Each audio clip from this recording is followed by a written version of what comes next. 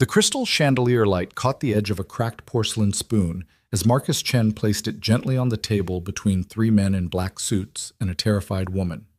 "Wrong table, wrong day, gentlemen," he said, his voice carrying the quiet authority of someone who'd seen too much to be intimidated by expensive suits. The entire restaurant held its breath. What happened next would transform a simple maintenance worker into a viral legend.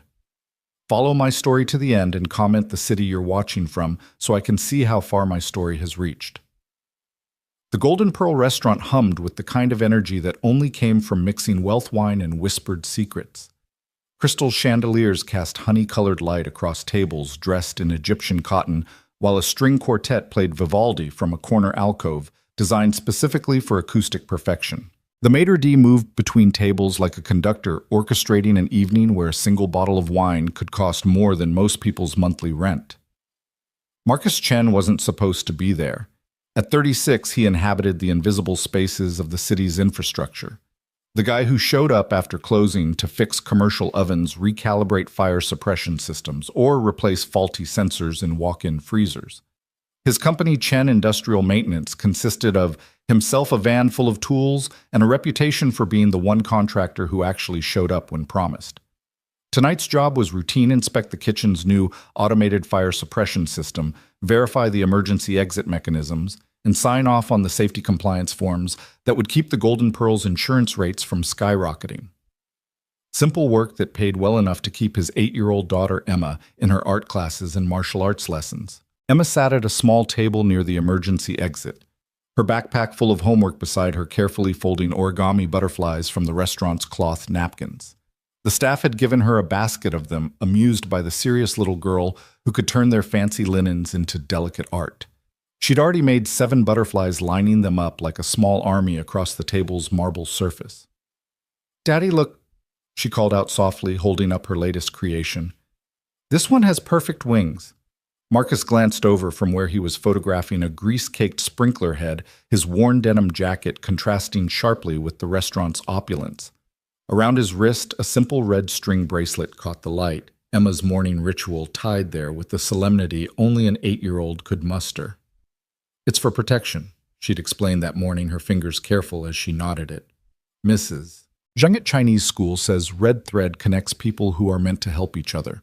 So if you meet someone who needs help today, you'll know." The bracelet felt warm against his pulse now as he documented the safety violations with methodical precision. 3 years of doing this work had trained his eye to spot danger in the smallest details. A sticky exit door that took 2 seconds too long to open. A sprinkler head so clogged it would be useless in a fire. An electrical panel with scorch marks that suggested overloaded circuits. He'd learned to see these things the hard way. Marcus's wife Grace had died 4 years ago in an apartment fire in Chinatown. A fire that started from faulty wiring the landlord had known about for months. A fire that spread through halls where the sprinklers had been disconnected to save on water bills. A fire that killed 12 people because the emergency exits had been chained shut to prevent homeless people from sleeping in the stairwells. The landlord was Titan Properties, a company that owned 43 buildings across the city, all of them ticking time bombs of deferred maintenance and criminal negligence. They'd paid a fine. A fine. 12 people dead, and they'd written a check that probably came from petty cash. Marcus had been a different man then. A cybersecurity consultant for Fortune 500 companies, pulling down 6 figures to protect corporate secrets from hackers. He'd tried to use those skills to dig into Titan Properties after Grace's death, had found evidence of systematic safety violations across their entire portfolio. But money bought better lawyers than justice could afford. The case died in court, smothered by procedures and technicalities. So Marcus became someone else, someone who could prevent the next fire, the next tragedy. Someone who took photos of every violation, filed reports with multiple agencies, created paper trails that even Titan's lawyers couldn't erase. Someone who fixed broken things because he couldn't fix the broken system that had taken his wife. "Sir, the maintenance access is through the back." The voice belonged to the restaurant manager, a thin man named Harrison, whose smile never reached his eyes. He looked at Marcus's jacket, at the tool bag slung over his shoulder, at the clipboard thick with inspection forms, and his expression made it clear that Marcus was disrupting the carefully cultivated ambiance. "I need to check the emergency exits from the inside," Marcus replied, keeping his voice neutral. Fire code requires. Yes, yes, I'm aware. Harrison waved dismissively. Just please be discreet. We have important guests tonight. Marcus nodded. Used to being treated like an inconvenience. To people like Harrison, he was just another service worker, as invisible as the plumbing until something went wrong. But as he moved through the dining room, his trained eye caught something that had nothing to do with fire safety. Table 17 was wrong. 3 men in identical black suits had positioned themselves around a single woman, and everything about their arrangement screamed tactical positioning. They'd chosen the corner table backs to the walls with clear sight lines to both exits. The biggest one, built like a linebacker gone to seed, sat facing the room, his jacket unbuttoned for easy access to whatever was making that subtle bulge under his left armpit. The second man, lean and nervous with the kind of energy that came from too much coffee or too much cocaine, had positioned himself to block the view from the overhead security camera. He kept touching his ear, adjusting what looked like a flesh-colored communication device. The third man stood rather than sat casual, but ready his position, cutting off any direct path the woman might take toward the kitchen or restrooms. And the woman, she was terrified. Marcus recognized the look. It was the same expression Grace had worn in the last photo taken of her at her office Christmas party 2 days before the fire. She'd been cornered then by her boss, a man who thought his position entitled him to more than professional relationships. Grace had been too polite to make a scene, too worried about her job to report it. Marcus had learned since then that politeness was a luxury victims couldn't afford. The woman at table 17 wore a simple navy dress, professional, but not flashy, the kind of outfit someone wore to be taken seriously rather than noticed. Her hands lay flat on the table, trembling slightly, her wedding ring catching the light as she tried to keep them still. Her purse sat in her lap, clutched like a life preserver. She was Asian, maybe 40, with the kind of careful composure that suggested years of practice at managing difficult situations. But this situation was beyond managing. Her eyes darted around the room, looking for help that wasn't coming. The other diners were lost in their own worlds, conversations flowing over expensive wine, nobody noticing the drama unfolding in the corner. Nobody except Marcus. He moved closer, pretending to inspect an exit sign, his phone out, as if checking compliance codes. But the camera was recording, capturing the scene at table 17. "The files, Ms. Kim," the big man was saying, his voice low but carrying. "No more games. You took something that doesn't belong to you." "I don't know what you're talking about." The woman's voice was steady, but Marcus could hear the fear underneath. "I'm just an accountant." An accountant who copied 3 years of financial records onto a flash drive. The nervous man leaned forward, his fingers drumming against the table. "Records that belong to our client. Records that could be misinterpreted." The standing man shifted position slightly, his movement drawing Marcus's attention to the kitchen door. 2 more men in dark suits had just entered through the service entrance, taking positions that would cut off any escape route through the back. This wasn't a negotiation. It was a trap. Marcus thought about Emma sitting 20 feet away, still folding her butterflies. He thought about Grace, who died because nobody had spoken up about danger when it mattered. He thought about all the violations he documented that came too late to save anyone. His hand found the red thread around his wrist. "Excuse me." Marcus's voice cut through the restaurant's ambient noise like a blade through silk. He approached table 17 with the measured pace of someone who belonged there, his clipboard held like a shield, his phone still recording. The big man's head snapped toward him, irritation flashing across his features. "This is a private conversation." "I can see that." Marcus set his clipboard on an adjacent table, making sure his phone's camera had a clear view. "But you're blocking a fire exit, which is a code violation I need to document." It was technically true. The standing man's position did partially obstruct the path to the emergency exit. Marcus had learned that the best lies were mostly truth. "We'll move in a minute," the nervous man said, his hand twitching toward his jacket. "I'm afraid that's not how safety inspections work." Marcus pulled out the cracked porcelain spoon he'd picked up from a bus station, a nervous habit from years of needing something to fidget with during stressful system diagnostics. He rolled it between his fingers, the crack catching the light. "The lady seems uncomfortable. Are you comfortable, ma'am?" The woman looked at him, hope flickering in her eyes. No, I'm not." "She's fine," the big man growled, standing up. He was even larger than Marcus had estimated, 6'4" at least, with the kind of bulk that came from steroids rather than genetics. "And you need to mind your own business, maintenance man." The last two words were meant to be dismissive to remind Marcus of his place in the food chain. But Marcus had stopped caring about food chains the day he'd identified Grace's body at the morgue. Interesting. Marcus angled the spoon using its surface like a mirror to watch the two men who'd entered through the kitchen. They were moving closer, trying to look casual.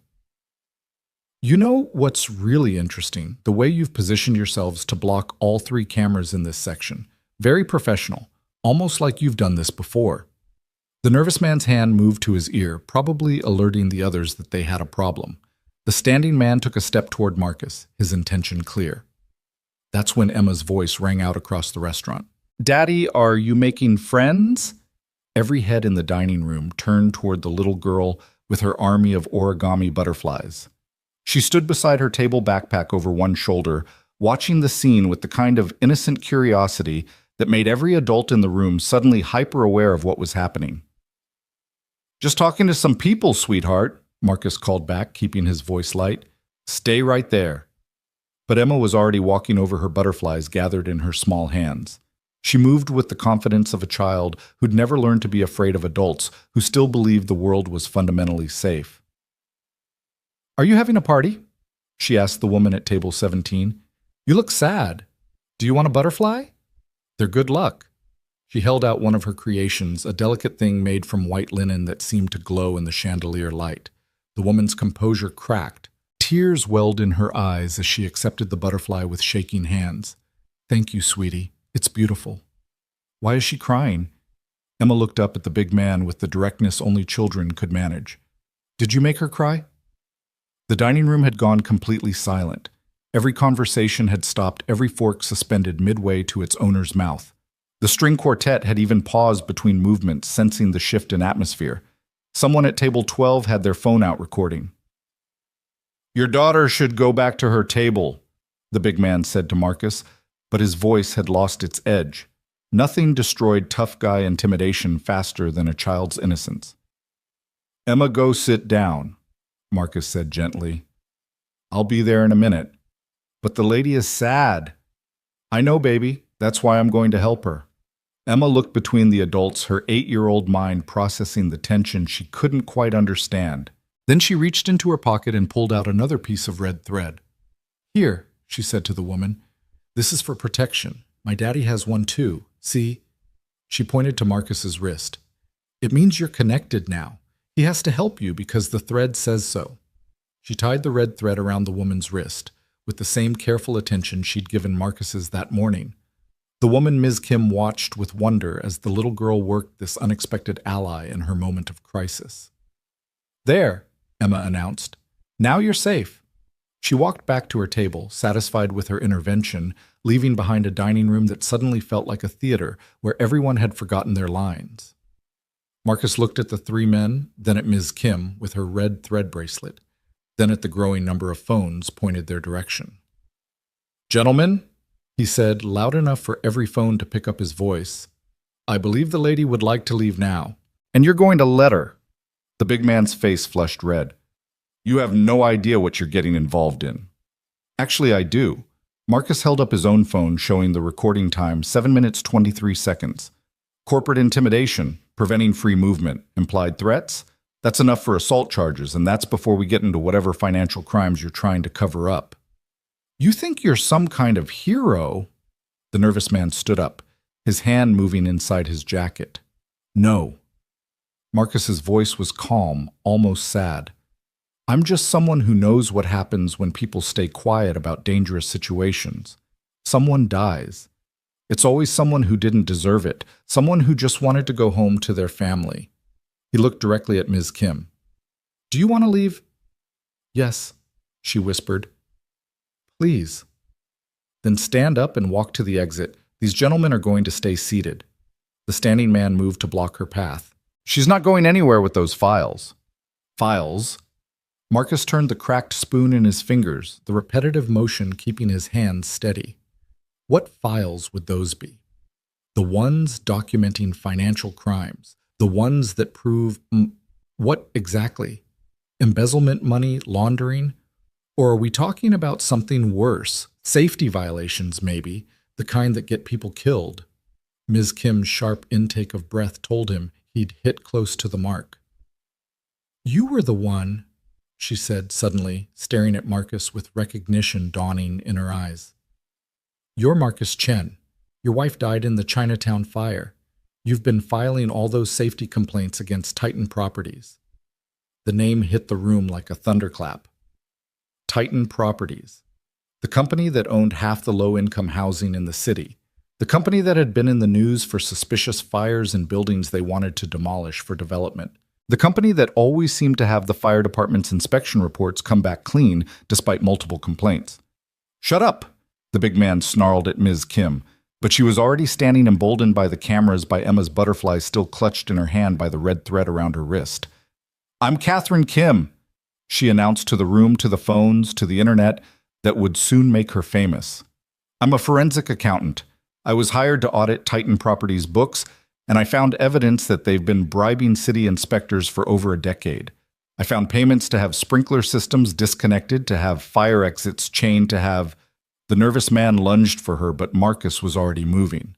The cracked porcelain spoon became an extension of his hand, 3 years of martial arts training from his youth flooding back like muscle memory. He caught the man's wrist at exactly the right pressure point, the spoon's edge pressing into the nerve cluster between the radius and ulna.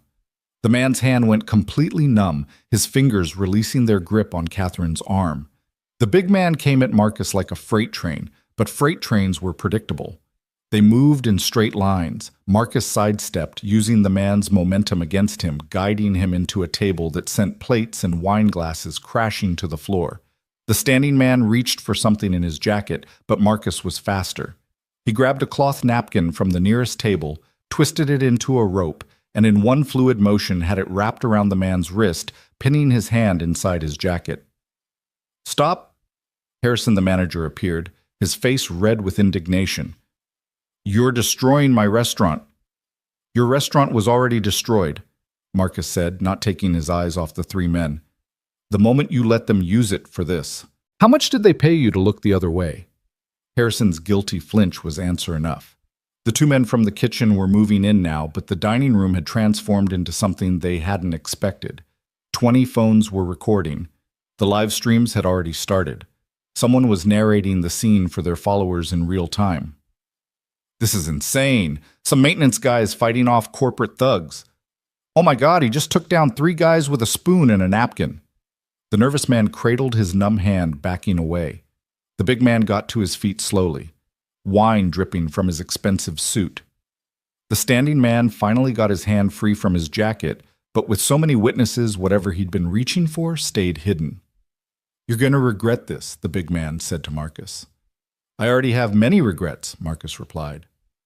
Staying quiet while people get hurt won't be one of them. He held up his phone, showing that he'd just sent the entire recording to someone. That went to 3 journalists, 2 city councilors, and the FBI's corruption hotline. Whatever you were planning to do to Ms. Kim, it's over. The sirens were audible now, growing closer. Someone had called 911. The 5 men looked at each other, calculating their options. They could try to force their way out, but that would mean fighting through a room full of witnesses with cameras.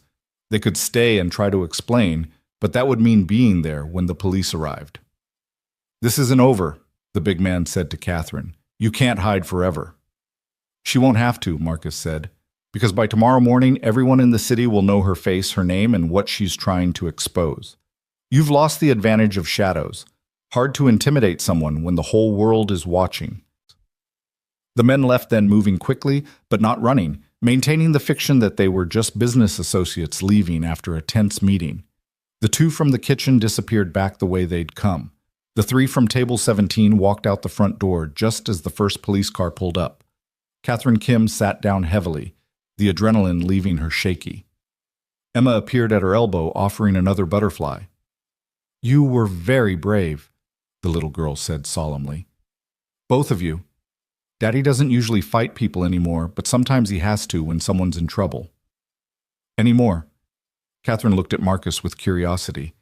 Marcus was saved from answering by the arrival of the police.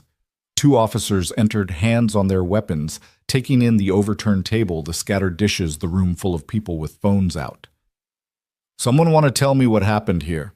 the lead officer asked. What followed was 20 minutes of chaos as multiple witnesses tried to tell the story at once.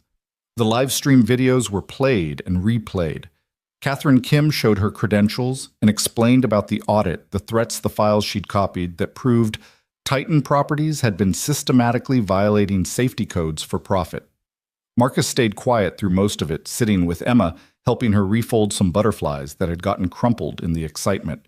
But the officers kept coming back to him.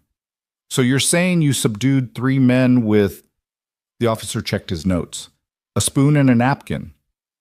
"They subdued themselves," Marcus said. "I just helped them realize violence wasn't their best option." "And you just happen to know exactly how to do that." Marcus shrugged. "I fix things for a living. Sometimes that means fixing situations before they break completely." The officer looked skeptical, but the video evidence was clear. Marcus hadn't thrown a punch. He'd used minimal force to prevent an assault. Everything he'd done fell under defense of others. "We'll need you to come to the station to give a full statement," the officer said. "Can I bring my daughter?" "Of course." As they prepared to leave, Catherine Kim approached Marcus. The red thread was still around her wrist, slightly frayed but intact. "Thank you," she said. "You saved my life. Those men, I know who sent them. They wouldn't have let me leave with what I know." "What exactly do you know?" Marcus asked quietly. Catherine looked around, then leaned closer. Titan Properties isn't just bribing inspectors. They're burning down their own buildings for insurance money. Buildings with people inside. I have proof of 8 fires in the last 2 years, all in buildings they wanted to demolish. Your wife's building was one of them. The words hit Marcus like a physical blow. He'd suspected, had believed it in his gut, but believing and knowing were different things. "The flash drive," he said. "You have it." Catherine nodded, patting her purse. "Multiple copies in multiple locations now. After tonight, I'm not taking chances." "Good." She hesitated, then asked, "Your daughter said you don't usually fight anymore. Were you military police?" "Nothing that official." Marcus watched Emma showing her butterflies to one of the officers, the man's tough demeanor melting in the face of her enthusiasm. "I used to teach self-defense, conflict de-escalation, how to protect people without becoming the threat yourself." "Why did you stop?" "Because I couldn't protect the one person who mattered most." He touched the red thread on his wrist.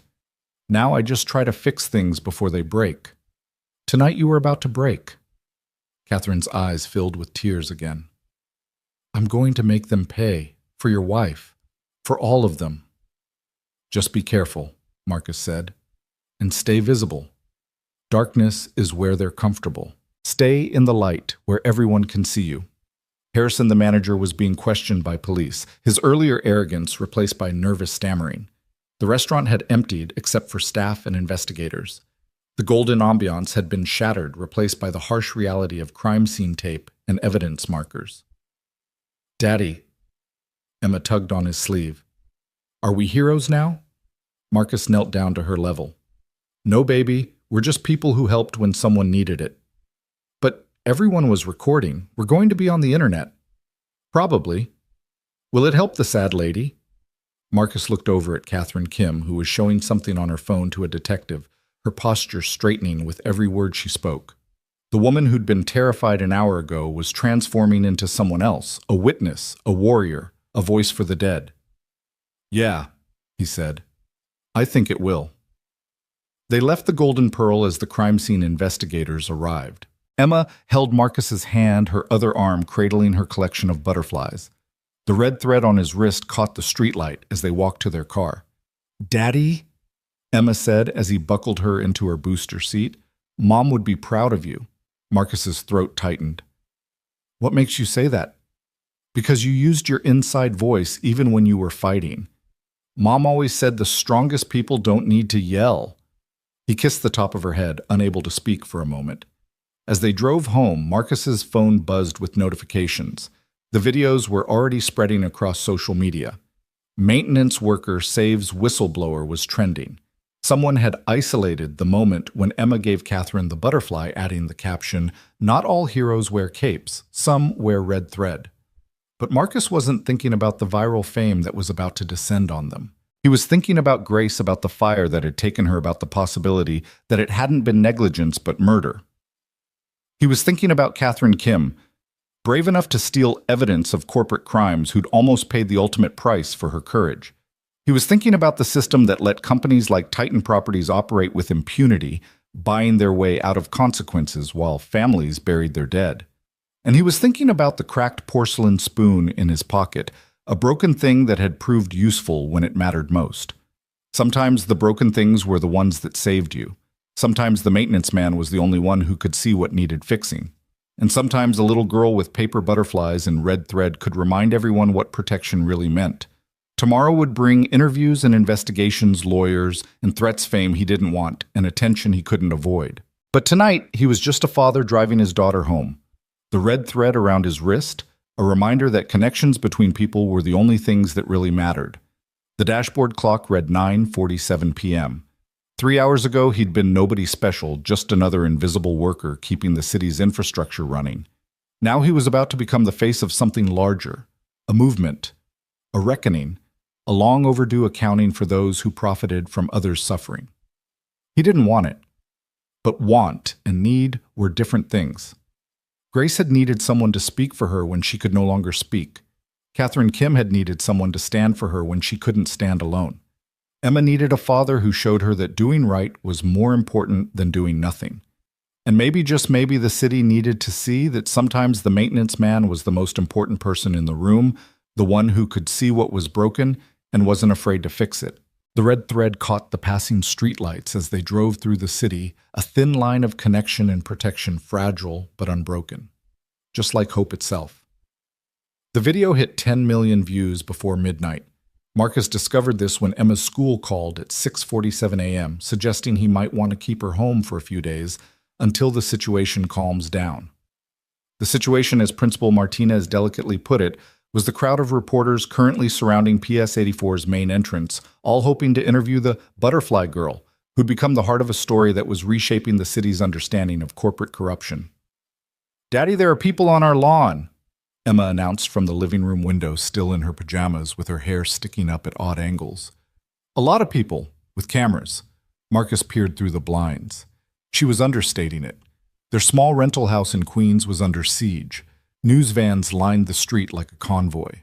Reporters clustered on the sidewalk, held back only by the property line, and two uniformed officers who looked overwhelmed. His phone hadn't stopped buzzing since 4 a.m. 17 missed calls from reporters, 23 from numbers he didn't recognize, 41 text messages, and his email inbox had given up counting after 999 plus. But it was the one call from Catherine Kim that mattered. "They killed someone," her voice message said, shaky but determined. "Last night after we left, Ahmad Patel, another accountant at the firm who helped me copy the files. They made it look like a suicide, but Ahmad was Muslim, devout. He would never—" "Marcus, they're not going to stop. The files I have, they're worse than I told you. It's not just Titan Properties. It's a whole network. Construction companies, inspection agencies, city officials. We pulled a thread and the whole fabric is coming apart." Marcus played the message twice, then deleted it. If they were willing to kill Ahmad Patel, they were certainly willing to tap phones, hack accounts, do whatever it took to contain the exposure. "Daddy, why aren't we going to school?" Emma appeared in the doorway, now dressed in her favorite purple dress with matching butterfly clips in her hair. She'd dressed herself for school, not understanding why they couldn't just walk through the crowd like normal. "It's complicated, sweetheart. Is it because of last night? Because we helped the sad lady?" "Yeah." "Are we in trouble?" Marcus knelt down to her level. "No, baby. But sometimes when you do the right thing, it makes other people upset. And those people might want to, talk to us about it." Emma considered this with the seriousness she brought to all adult problems. Like when Jessie got mad because I told Mrs. Chen she was cheating on the spelling test. Exactly like that, but bigger. "Oh." She thought for a moment. "Do we need more red thread?" Before Marcus could answer, his phone rang. Unknown number, but something made him answer. "Mr. Chen." This is Special Agent Sarah Volkov with the FBI. We need to talk about Catherine Kim and Ahmad Patel. I heard about Ahmad. Then you understand the severity of the situation. Can you come to our field office? We can send a car. With all due respect, Agent Volkov, I have reporters on my lawn and a daughter to protect. If you want to talk, you come to me. There was a pause. Fair enough. We'll be there in an hour. Mr. Chen, the video from last night has had unexpected consequences. The Justice Department is involved now. The governor's office. What you did is opened a door we've been trying to open for 3 years. And Ahmad Patel died because of it. Ahmad Patel died because he was brave enough to help expose killers. Don't let his sacrifice be wasted. She hung up, leaving Marcus staring at his phone. Through the window, he could see a reporter doing a stand-up with his house in the background, probably describing him as the mysterious maintenance worker with the deadly spoon skills, or some equally ridiculous characterization. Emma, he said, making a decision. Want to go on an adventure? Her face lit up. Yes, where? First, we're going to sneak out the back door like ninjas. Then, we're going to visit some old friends of Daddy's, people who can help keep us safe. Are they ninjas too? Sort of. 20 minutes later, they slipped out through the back garden, Emma wearing a baseball cap and sunglasses that made her look like a tiny spy. Mrs. Chen from next door, a different Chen, no relation, had agreed to let them cut through her yard to the alley where Marcus had parked his van the night before. They made it 3 blocks before a sharp-eyed reporter spotted them at a red light. Mr. Chen? Mr. Shen? How does it feel to be called a hero? Marcus kept the windows up, doors locked, but Emma was fascinated by the attention. Daddy, that lady knows your name. Yeah, baby, a lot of people know our names now. Is that bad? He thought about Ahmad Patel dead for the crime of photocopying documents. It's complicated. They drove through Queens toward Brooklyn. Marcus taking random turns to lose any followers, his old paranoia skills rusty but functional. The city looked different in the morning light when you knew people might be hunting you. Every black sedan became suspicious. Every van might be surveillance or worse. The Crimson Phoenix Gym sat between a bubble tea shop and a Vietnamese restaurant in Sunset Park, its neon sign dark in the morning sun. Marcus hadn't been here in 4 years, not since Grace's funeral, when his mentor, Master Liu, had found him drunk and sobbing in the parking lot at 3 a.m., unable to face a world without her. You have a daughter, Liu had said then. She needs her father, not this ghost you're becoming. Marcus had thrown a sloppy punch. Grief and whiskey making him stupid. Liu had deflected it easily, then held him while he cried like a child 32 years old and completely broken. He hadn't been back since. Now the door opened before he could knock, and there stood Master Liu, 73 years old, and still moving like water, still seeing everything with eyes that had witnessed revolution, exile, rebuilding, and loss. Marcus, he said simply, I saw the video. Sifu, I know what you need. Liu's eyes moved to Emma, and his stern face softened. And who is this butterfly princess? That Emma, normally shy with strangers, stepped forward with unusual confidence. I'm Emma Chen. I made butterflies for the sad lady. Are you a ninja? Liu laughed, a sound Marcus hadn't heard in years. Better, I'm a teacher. Come inside, little butterfly. We have chocolate milk and many questions. The gym hadn't changed. The same mirrors lined the walls, reflecting the morning light across worn mats that had absorbed decades of sweat and determination. The same photos covered the Eastern Wall students at tournaments, demonstrations, celebrations. Marcus was in several of them, younger, smiling, unaware that life was about to teach him harder lessons than any opponent could. The others are coming, Liu said, leading them to his office in the back. When they saw the video, they knew you'd need us. Sifu, I didn't mean to say. To what? Stand up for someone who needed help. Use the skills I taught you to protect instead of destroy. Liu poured tea from a pot that was always brewing, always ready. You honored everything I ever taught you last night. A man is dead because of what I did. A man is dead because evil men killed him. You didn't create their evil, Marcus. You just exposed it. Emma had found a stack of martial arts magazines and was carefully cutting out pictures of female fighters, arranging them like paper dolls. She worked with the same focused intensity. She brought to her butterflies, creating her own stories in whispered narration. She's like her mother, Lou observed, sees the world as it should be, not just as it is. Grace would have handled last night differently. Grace would have been proud. She always said you were too careful with your strength, too afraid of what you could do instead of what you should do. The door chimed and voices filled the gym. Marcus recognized them immediately. His old training partners, people he'd sweated and bled with for years before Grace's death had driven him into isolation. Tommy Nguyen entered first, still built like a brick wall despite being a pediatric nurse now. Behind him came Diana Foster, who'd parlayed her martial arts training into a career as a stuntwoman, currently sporting purple hair and a grin that had gotten them both into trouble more times than Marcus could count. James Okonkwo followed his corporate lawyer suit, incongruous in the gym, probably having come straight from his office. The maintenance man returns, oh, Diana said, but her joke was gentle, her eyes concerned. That video, Marcus, the way you moved, you haven't lost a step. I haven't trained in 4 years. Your body remembers what your mind tries to forget, Master Liu said. Show me your hands. Marcus held them out. They were steady calloused from work, the red thread still around his left wrist. Liu examined them like a doctor, noting the small cuts from the cracked porcelain spoon, the bruising on his knuckles from when he'd deflected the big man's grab. You held back, Liu said. You could have seriously hurt those men. They were just doing a job. So were the guards at concentration camps, James said, his lawyer's mind always cutting to uncomfortable truths. Following orders isn't an excuse for evil. Tommy had knelt beside Emma, admiring her picture arrangements. These are really good. You have an artist's eye.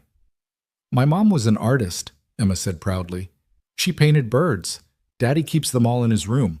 Marcus felt the familiar stab of grief, but before he could deflect, his phone rang. Agent Volkov. Mr. Chen, you're not at your house. Did you really expect me to sit there like a target? Fair point. Where are you? Marcus looked at Liu, who nodded. Crimson Phoenix Gym in Sunset Park. You have the address. We'll be there in 20 minutes. Mr. Chen, there's been another development. Catherine Kim is missing. The words hit like ice water. What do you mean missing? She didn't show up for protective custody this morning. Her apartment's been tossed. Professional job. No blood, but also no Catherine. Marcus's mind raced. They took her. That's our assumption. Mr. Chen, whatever she told you about those files, we need to know. Lives are at stake. 20 minutes, Marcus said, and hung up. The gym had gone quiet. Everyone had heard his side of the conversation. It's happening again, Marcus said to no one in particular. People are dying because someone stood up to them. No, Liu said firmly. People are dying because killers are killing. You don't blame the light for revealing the darkness. Pretty sure the darkness blames the light, Diana said. Marcus, that video has 50 million views now. The whole city is watching. Hell, the whole country. You can't put that genie back in the bottle. They have Catherine Kim, the woman with the evidence. Then we get her back, Tommy said simply. That's what we do, right? We protect people. We're not vigilantes, James warned. There are legal ways. Legal ways got Ahmad Patel killed, Marcus interrupted. Legal ways let Titan Properties burn buildings with people inside. Legal ways are what they're counting on because they own the people who make legal decisions. His phone buzzed. A text from an unknown number, just a photo. Catherine Kim tied to a chair in what looked like a warehouse. A copy of today's newspaper in the frame to prove it was current. Her face was bruised but defiant, the red thread still visible on her wrist. Below the photo, a message, "The Butterfly Man has 1 hour to come alone. Pier 47. Bring all copies of the files or she burns like your wife did." The gym erupted in angry voices, but Marcus heard none of it. He was staring at the photo, at the red thread on Catherine's wrist, at the look in her eyes that said she was ready to die rather than give up what she knew. "Emma," he said quietly, "I need you to stay here with Master Liu." His daughter looked up from her pictures. "Are you going to help the sad lady again?" "Yeah, baby." "Then you need this." She pulled a fresh piece of red thread from her pocket. She always had them like a magician with scarves, and tied it around his wrist next to the one from yesterday. "Double protection, because it's dangerous."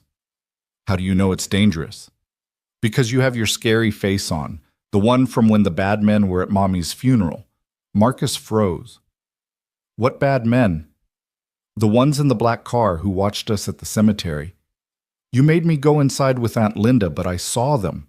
You talked to them, and then they left, and you had your scary face for weeks. 4 years ago, the day they buried Grace. Marcus remembered now Titan Properties representatives coming to offer their condolences, and a settlement if he signed a non-disclosure agreement. He told them what they could do with their money, had made it clear that if they came near his daughter again, he'd kill them all. They'd believed him, but that was before last night, before the video, before he'd shown the world what he was capable of. Daddy has to go, he told Emma. But I'll be back. Promise. He couldn't lie to her. I'll try my best. That's not a promise. No, it's not. She considered this with that devastating honesty children possessed.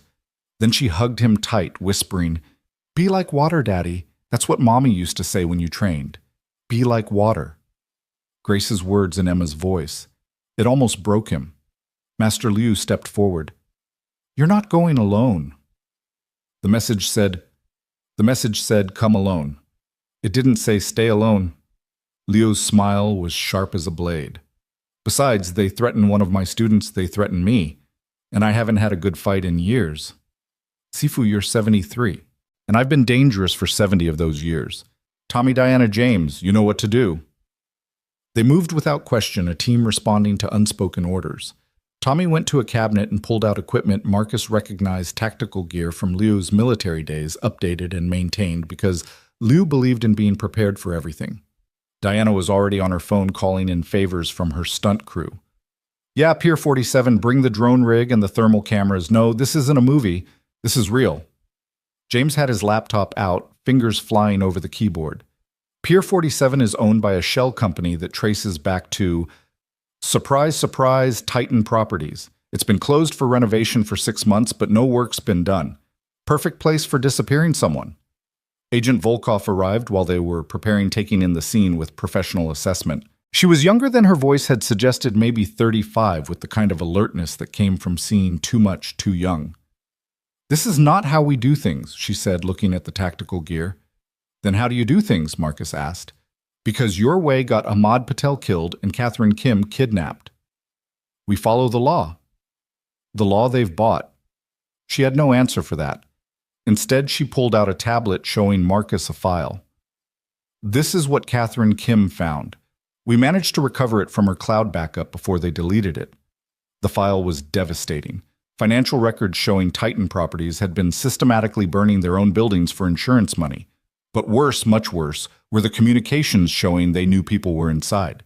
They'd specifically chosen buildings with the most vulnerable tenants, elderly, disabled, undocumented immigrants who wouldn't be missed or mourned by anyone with power. 8 buildings, 43 deaths. All murder disguised as tragic accidents. Grace's building was third on the list. "They killed her," Marcus said, his voice hollow. "They actually killed her." "They killed all of them," Volkov said. "And they're going to keep killing unless we stop them. But we need Catherine Kim alive to testify. She's the only one who can authenticate these documents, explain how she found them. Make a jury understand what they mean. Then we get her back. You can't just watch me." Marcus stood, the red threads on his wrist catching the light. 2 threads now double protection, as Emma had said. One for Grace, one for Catherine. 2 women whose lives had been touched by Titan Properties' evil. "You have 40 minutes, Volkov said. "If you're going to do something stupid, at least let me help. You just said you follow the law. I also took an oath to protect and serve. Sometimes those 2 things conflict." She pulled out her service weapon, checked it, holstered it again. "Besides, my sister lived in one of those buildings, the 5th one on the list.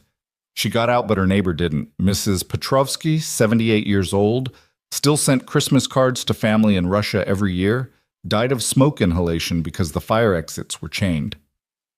The room was quiet for a moment, everyone recognizing the weight of personal loss, the kind that transformed duty into mission. "All right, Marcus said. "Here's what we're going to do." Pier 47 stretched into the Hudson River like a broken finger. its abandoned warehouses dark against the morning sky. Marcus approached alone as demanded, but he knew he wasn't really alone. Diana's stunt crew had drones in the air, invisible at their altitude, but watching everything through thermal cameras. Tommy and two other students from the gym were approaching by water in a borrowed boat. James was in a van 3 blocks away, monitoring police channels and ready to call in cavalry if needed. And Master Liu was somewhere Marcus couldn't see him, which meant he was exactly where he needed to be. The main warehouse door was open, an obvious invitation. Marcus entered, his footsteps echoing in the vast space. Sunlight filtered through broken skylights, creating patterns of light and shadow across the concrete floor. Catherine Kim sat in the center of the space, tied to a metal chair. She was conscious but exhausted, her face showing the signs of a sleepless night and rough treatment. The red thread on her wrist was stained with blood from where she'd struggled against her restraints. "Marcus," she said, her voice cracked but strong. "You shouldn't have come. Couldn't leave you here. It's a trap." "I know." The big man from the restaurant emerged from the shadows along with 6 others. Not the nervous man or the standing man from last night. They'd probably been arrested. These were new players, harder, more professional. The kind of men who didn't make threats because they didn't need to. "Mr. Chen," the big man said, "you've caused us considerable trouble. Just getting started. Tough talk for a maintenance man. I fix things. You're broken. Seems like a natural fit." The big man smiled, but it didn't reach his eyes. "Do you have the files? Do you have a name? Seems rude to die without knowing who killed me." "Frank Morrison, head of security for Titan Properties." The same Frank Morrison who signed off on the fire safety reports for 8 buildings that mysteriously burned down. Morrison's smile faded. "You've done your homework." "Catherine did the homework. I'm just here for the practical exam." 7 against 1. "You like those odds." Marcus touched the red threads on his wrist. "I've had worse." "Your wife didn't think so." The words were meant to make him angry, make him sloppy. 3 months ago, they would have worked. But Master Liu had taught him something years ago. Anger is energy. You can let it explode and destroy you, or you can direct it and destroy your enemies. "You're right," Marcus said calmly. Grace died alone, afraid, betrayed by a system that was supposed to protect her. But she also died knowing she was loved, which is more than you'll get to say. Morrison pulled out a gun. "Enough talk, the files." "I don't have them." "Then she burns." One of the men was already pouring gasoline around Catherine's chair, the smell filling the warehouse, just like they'd done to the buildings, just like they'd done to Grace. "You're going to burn her either way," Marcus said. "We both know that. Can't leave witnesses." "Smart man. So why come?" "To tell you something." Marcus pulled out his phone, showing it was recording live streaming. "We're live. 40,000 people are watching right now. They heard you admit your name. They heard you admit to the fires. They're seeing you threaten to burn an innocent woman alive." Morrison fired, but Marcus was already moving. The bullet sparked off the concrete where he'd been standing as he rolled behind a pillar. "Cut the stream," Morrison shouted. "Can't," Marcus called out. "It's not just my phone. There are 12 different cameras in here all streaming, drones overhead, boats in the water. You're surrounded by witnesses you can't see." It was partially a bluff. There were only 3 drones and the boat was still 5 minutes out. But Morrison didn't know that. "Kill them both," Morrison ordered. That's when Master Liu made his entrance. The old man dropped from the rafters like gravity had forgotten him, landing silently behind the man with the gasoline. One precise strike, and the man crumpled unconscious before he hit the ground. The gas can rolled away, spilling its contents harmlessly across the concrete. 2 men rushed Liu, probably thinking a 73-year-old man would be easy prey. They learned otherwise when he redirected their momentum into each other, their heads colliding with a sound like coconuts cracking. They went down in a tangle of limbs. Marcus used the distraction to move the cracked porcelain spoon somehow in his hand again. He didn't remember pulling it out, but muscle memory was funny that way. The nearest gunman was turning toward Liu, exposing his back. Marcus closed the distance in 3 steps, the spoon's edge finding the nerve cluster at the base of the skull. The man dropped his gun, clattering away. Diana's crew rappelled through the skylights, their stunt training making them look like special forces. They didn't engage directly, instead creating chaos. Smoke bombs, flashbangs, the kind of theatrical confusion that made it impossible for Morrison's men to track their targets. Tommy and his team burst through the side door, moving with the coordinated precision of people who'd trained together for years. They weren't trying to win a fight, they were trying to create enough disruption for Marcus to reach Catherine. Morrison was screaming orders, but his men were panicking. They'd expected to torture and kill 2 people in private. Instead, they were in the middle of a very public rescue being watched by thousands. Marcus reached Catherine using a box cutter to slice through her restraints. "Can you run? I can barely stand." "Then I'll carry you." "Behind you." Marcus spun the spoon, coming up instinctively. Morrison was there, gun aimed at Marcus's head, too close to miss. The gun fired, but Marcus wasn't there. He dropped and rolled Leo's training, saving him once again. The bullet whined past, and before Morrison could adjust his aim, a small figure hit him from the side. Emma. She'd followed them, somehow slipped away from whoever was supposed to be watching her. 8 years old and fearless, she'd attacked a man 4 times her size because he was threatening her father. Morrison backhanded her casually, sending her small body flying. She hit the concrete hard, a cry of pain escaping her lips. Something broke inside Marcus. Not broke like the porcelain spoon, broke like a dam releasing years of suppressed rage training and capability. He moved differently now. Not the careful, measured movements of someone trying to minimize harm. This was the Marcus Chen who'd been Interpol's most requested instructor for close-quarters combat. The Marcus Chen who'd once disarmed 3 armed men in a Seoul subway station with nothing but an umbrella. The Marcus Chen that Grace had fallen in love with, dangerous and controlled and absolutely lethal when his family was threatened. Morrison never saw the strikes coming. 7 precise blows in less than 2 seconds. Each targeting a different pressure point, delivered with the force of years of grief and rage, finally given purpose. Morrison dropped his body, convulsing from the neurological overload. He'd live, but he'd never be quite right again. Some damage couldn't be fixed. "Emma?" Marcus rushed to his daughter, gathering her small form. She was conscious, crying, a bruise already forming on her cheek. "I'm sorry, Daddy. I followed you. I was scared you wouldn't come back." "It's okay, baby. It's okay." The warehouse was suddenly full of FBI agents, Volkov leading them in with weapons drawn. Morrison's surviving men surrendered immediately, smart enough to know when they were beaten. "You're under arrest," Volkov told Morrison, who was still twitching on the ground. "For kidnapping, attempted murder, conspiracy, and about 40 other charges we'll figure out later." Catherine Kim stood on shaking legs, supported by Tommy. "The files," she said. "Did you get the files prior?" "We have everything," Volkov assured her. "Your testimony plus the evidence is enough to bring down the entire network." Marcus carried Emma out of the warehouse into the morning sun. The media had arrived somehow, helicopters overhead and news vans surrounding the pier. The story was too big to contain now: vigilante justice, corporate corruption, a little girl brave enough to attack armed men to save her father. "Daddy," Emma whispered against his shoulder. "Did we win?" Marcus looked back at the warehouse, where EMTs were treating Catherine, where FBI agents were arresting men who'd burned buildings full of people for profit, where Master Liu stood watching with the satisfaction of a teacher whose student had graduated. "Yeah, baby, we won." But he knew it wasn't over. Titan Properties was just one company. There were others like them, other Frank Morrisons willing to kill for profit. The system that had failed Grace was still broken, still needed fixing. The red threads on his wrist caught the light, one from yesterday, one from this morning. Both intact despite everything. Emma noticed and smiled through her tears. "The thread worked," she said. "Double protection."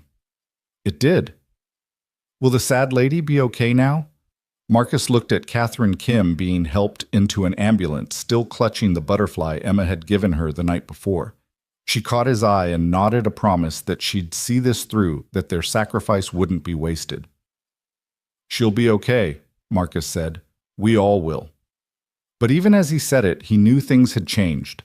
The maintenance man who just wanted to fix things quietly was gone. In his place stood someone else, still a father, still a protector, but no longer content to work in the shadows. The video of Emma attacking Morrison was already spreading. Butterfly Girl saves father would trend for weeks. The image of her small form taking on an armed killer would become iconic, a symbol of courage that transcended size or age. But that was still to come. For now, Marcus held his daughter and walked through the crowd of reporters, ignoring their questions. Master Liu fell into step beside them, a silent guardian. Tommy and Diana flanked them, creating a protective corridor. "Mr. Chen," a reporter shouted, "how does it feel to be a hero?" Marcus stopped, turned, looked directly into the nearest camera. "I'm not a hero," he said. "I'm just a father who fixes things. Today we fix something important. Tomorrow there'll be something else to fix. That's how the world works. Things break, and someone has to care enough to repair them. But you risked your life. My wife died because nobody risked anything to save her. I couldn't live with being that person for someone else." He walked away, then carrying Emma toward the van where James waited with the engine running. The crowd parted, something in Marcus's bearing making them step aside. As they drove away, Emma drowsy from adrenaline crash and curled against his side, Marcus thought about Grace. She would have been proud, he thought. Not of the violence, but of the standing up, the speaking out, the refusing to let evil win through indifference. His phone buzzed with a text from an unknown number. He expected another threat, but instead found a simple message: "Thank you for saving my wife. A grateful husband." Then another: "My mother lived in building number 4. Thank you for getting justice."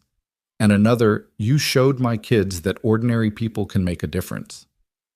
They kept coming, dozens, then hundreds. People who'd lost family in the fires, people who'd been intimidated into silence, people who'd given up hope that anyone would ever be held accountable. The courthouse steps were packed when Catherine Kim arrived to testify 6 weeks later. Marcus stood in the crowd, Emma's hand in his, watching the woman who'd almost died for the truth walk past the cameras with her head high. The red thread was still on her wrist, faded but unbroken, a reminder of the night that changed everything. "There she is," Emma pointed excitedly. "She's wearing the butterfly pin." She was right. Catherine had turned Emma's origami butterfly into a small bronze pin that caught the morning light on her lapel.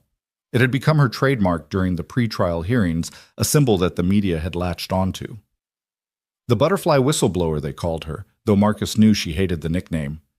The crowd surged as Catherine climbed the steps, reporters shouting questions, supporters holding signs with painted butterflies and red threads. Someone had started selling red thread bracelets online, donating the proceeds to families affected by the Titan Properties fires. They'd raised over $3 million in just 6 weeks. "Mr. Chen," Marcus turned to find Agent Volkov approaching through the crowd. She looked tired but satisfied, the expression of someone seeing the end of a long fight. "Agent Volkov, it's just Sarah now. I'm on leave." She showed him her bare wrist where her service weapon usually sat, pending investigation for exceeding authorized parameters during the warehouse rescue. "I'm sorry." "Don't be. Best thing I ever did. Besides, James Okonkwo is representing me pro bono. Says the Bureau can't punish me for saving lives just because I didn't fill out the right paperwork first." Emma tugged on Marcus's sleeve. "Daddy Master Liu is waving at us." The old man stood near the courthouse entrance with Tommy, Diana, and James. They'd all been subpoenaed as witnesses, their role in the warehouse rescue part of the official record now, but they wore their summons like badges of honor. "The gang's all here," Diana said as they approached. Her purple hair had grown out, showing dark roots, but she'd kept the color. Said it reminded her that sometimes the world needed a little chaos to see clearly. "How's the security business?" Marcus asked Tommy, who'd quit nursing to start a company providing protection for whistleblowers and journalists. "Booming, unfortunately. Turns out there are a lot of Catherine Kims out there, people sitting on evidence of corporate crimes but too scared to come forward. We've helped 12 in the last month alone." "And they all want to meet the famous Marcus Chen," James added, adjusting his tie. "You've become something of a legend in certain circles." "I just fix things," Marcus said automatically, the response he'd given to every interview request, every offer to write a book, every Hollywood producer who wanted to turn his story into a movie. "Daddy still says that," Emma announced to the group. "But he's lying. He doesn't fix things anymore. He teaches people to fight." It was true. After the warehouse incident, Marcus had gone back to teaching. Not the corporate seminars he'd done before Grace's death, but something different. Free classes at the Crimson Phoenix for people who'd been victimized by the system, domestic abuse survivors, elderly residents of dangerous neighborhoods, minimum wage workers who traveled home late at night. His students called it the butterfly defense, though Marcus refused to use the name. It was practical, efficient, and designed for people who couldn't afford to lose a fight. Use whatever was at hand, create witnesses, document everything, survive first, seek justice second. The courthouse is opening, Lou observed. We should go in. They filed through security, Marcus noticing how the guards recognized them, nodding with what looked like respect. In the gallery, he saw familiar faces. Families of fire victims, journalists who'd been following the case, other whistleblowers who'd found courage in Catherine's example. And in the back row, trying to be inconspicuous, sat 3 men in expensive suits, not lawyers. Marcus recognized lawyers. These were corporate security, probably from one of Titan's competitor companies, here to see how the trial played out, what precedents might be set. They were already planning how to avoid the same fate. All rise for the Honorable Judge Patricia Weinstein. The judge entered a small woman whose reputation for intolerance of corporate malfeasance had made her the prosecution's first choice for the case. She denied every motion to dismiss, every attempt to suppress evidence, every delay tactic Titan's legal team had attempted. "Be seated," she said, then looked directly at the defense table where Frank Morrison sat in an orange jumpsuit, his lawyer beside him. Morrison had lost weight in custody, his bulk diminishing along with his bravado, but his eyes still held that predator's assessment when he looked at Marcus across the courtroom. "The prosecution may call its next witness." "The state calls Catherine Kim." Catherine rose from the prosecution table, smoothing her skirt, touching the butterfly pin for luck. She walked to the witness stand with measured steps, the click of her heels echoing in the silent courtroom. "Please state your name for the record." "Catherine Min-jung Kim." "Ms. Kim, you were employed as a forensic accountant by the firm of Brennan and Associates." "I was." "And in that capacity you were asked to audit the books of Titan Properties." "Yes, it was supposed to be routine due diligence for a potential merger." The prosecutor, Assistant District Attorney Monica Rodriguez, moved smoothly through the preliminaries before getting to the heart of the matter. "What did you discover during your audit?" Catherine's voice was steady, clinical. "I found a pattern of payments that didn't match any legitimate business expense. They were coded as maintenance and improvements, but the amounts and recipients were suspicious." "How so?" "The payments went to individuals, not companies. Always in amounts just under $10,000 to avoid federal reporting requirements. And they corresponded with dates when building inspections were performed." "What conclusion did you draw from this?" "That Titan Properties was bribing city inspectors to overlook safety violations." A murmur ran through the gallery. Judge Weinstein gavelled for silence. "But that wasn't all you found, was it?" Rodriguez continued. "No." Catherine's voice dropped. "I found internal communications discussing what they called renovation acceleration." "Can you explain that term for the jury?" Catherine looked directly at Morrison as she answered. "It was their code for arson. They would identify buildings that were more valuable as empty lots for development, ensure they had good insurance coverage, then arrange for accidental fires." "How many buildings?" 8 that I could document. There may have been more." "And did these communications show any concern for the tenants in these buildings?" Catherine's composure finally cracked slightly. "They called them acceptable losses. There's an email from Morrison to the CEO saying, and I quote, 'The type of tenants in these buildings don't have families who can afford lawyers, even if someone suspects they can't prove anything.'" The gallery erupted. Judge Weinstein had to gavel repeatedly to restore order. Marcus felt Emma's hand tighten in his. She was old enough to understand what was being said, young enough to still be shocked by such casual evil. "Were you able to determine if these fires actually occurred?" "Yes. All 8 buildings burned within 6 months of the communications I found. 43 people died." Rodriguez walked Catherine through each building, each fire, each death. It took 3 hours. By the end, several jury members were crying. One elderly man who looked like he might have lived in one of those buildings himself was gripping his cane so tightly his knuckles were white. "Ms. Kim, why did you copy these files without authorization?" "Because I recognized the pattern. My colleague Ahmad Patel had noticed it first. He came to me because... She paused, gathering herself. Because his uncle had died in one of the fires, building number 6. Ahmad recognized the address in the files. What happened to Ahmad Patel? He was murdered the night after the Golden Pearl restaurant incident. They made it look like suicide, but Ahmad was Muslim, devout. He would never have taken his own life. The defense attorney, a sharp-faced man named Kellerman, objected. Speculation and prejudice, Your Honor. Sustained as to the speculation about suicide, Judge Weinstein ruled. The jury will disregard. Ms. Kim, please stick to what you know for certain. Catherine nodded. Ahmad is dead. The files he helped me copy are the only reason we know what Titan did. Let's talk about the night at the Golden Pearl, Rodriguez said. Can you tell us what happened? Catherine's hand went to her wrist, touching the spot where the red thread rested. I was contacted by 3 men who said they represented Titan Properties. They wanted to meet in a public place to discuss the misunderstanding about the files. I thought I'd be safe in a restaurant full of people. Were you... No. They positioned themselves to block my escape. They threatened me. They made it clear that if I didn't return the files and sign a statement saying I'd made everything up, I would face consequences. What happened then? Catherine looked at Marcus for the first time since taking the stand. A maintenance worker named Marcus Chen intervened. He saw I was in distress and came to help, even though he didn't know me, even though it put him in danger. Can you identify Marcus Chen? He's there in the gallery, 3rd row, with his daughter. Every head in the courtroom turned. Emma, never one to miss a moment, waved. Despite the seriousness of the situation, a ripple of affectionate laughter went through the room.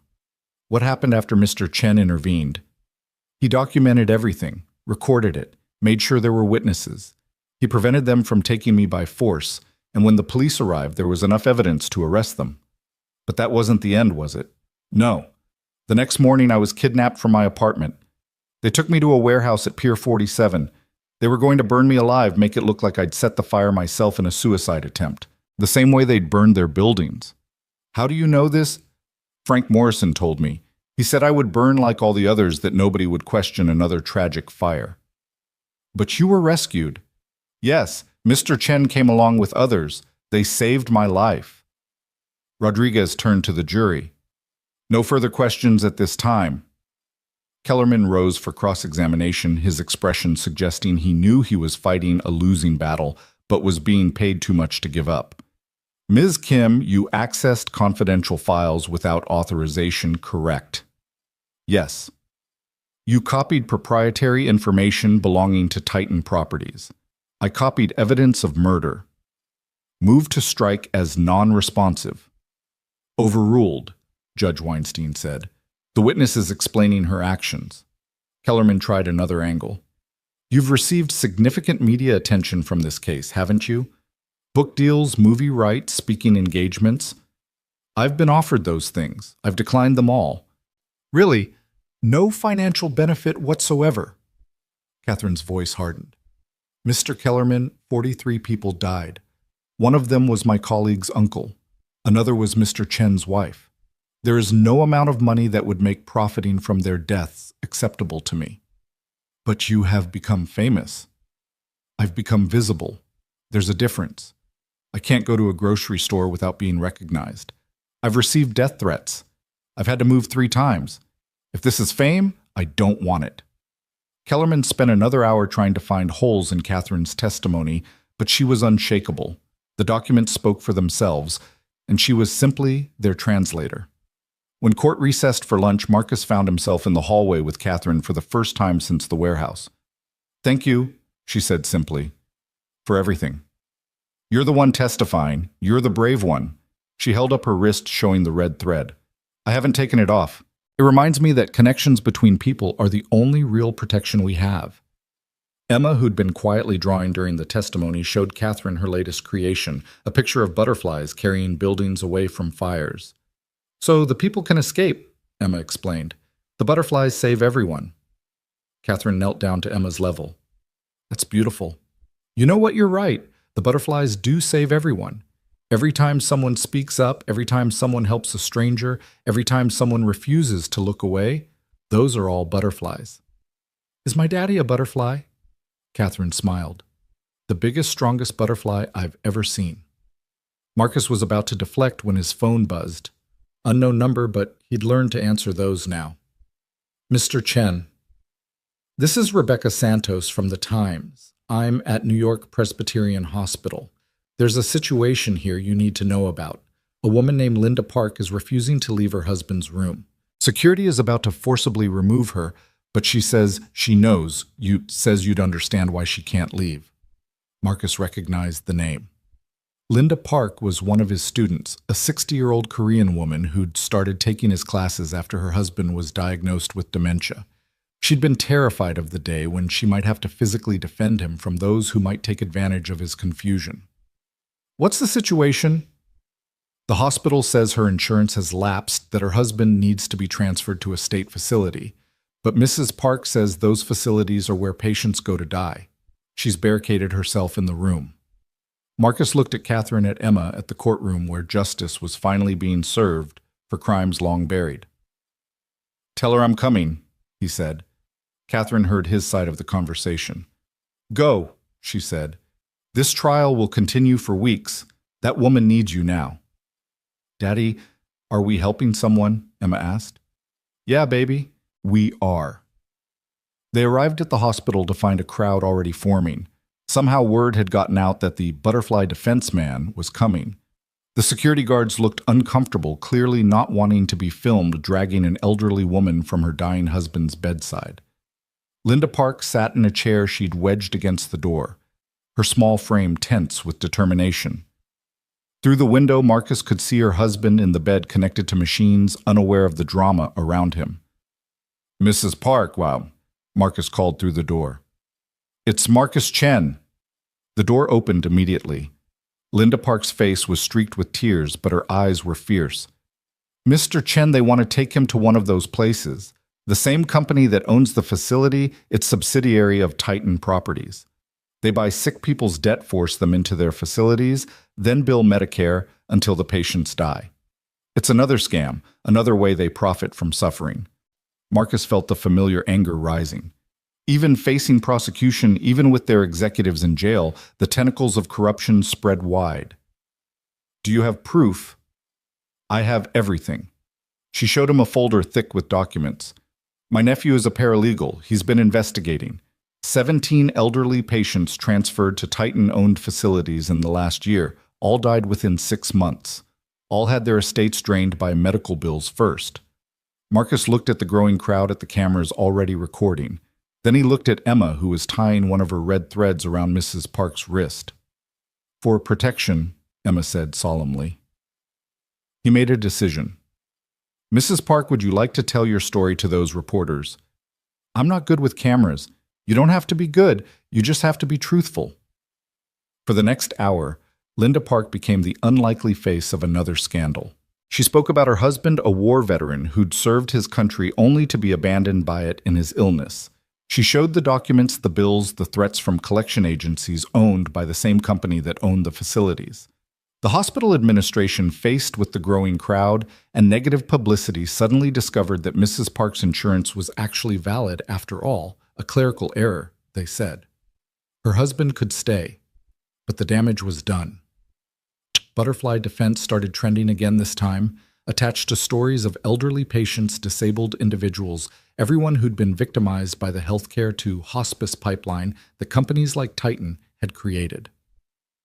That evening, Marcus sat in his apartment watching the news coverage. The trial, the hospital confrontation, the growing movement of people refusing to be silent victims anymore, it was becoming something larger than he'd ever intended. Emma was asleep on the couch, exhausted from the day.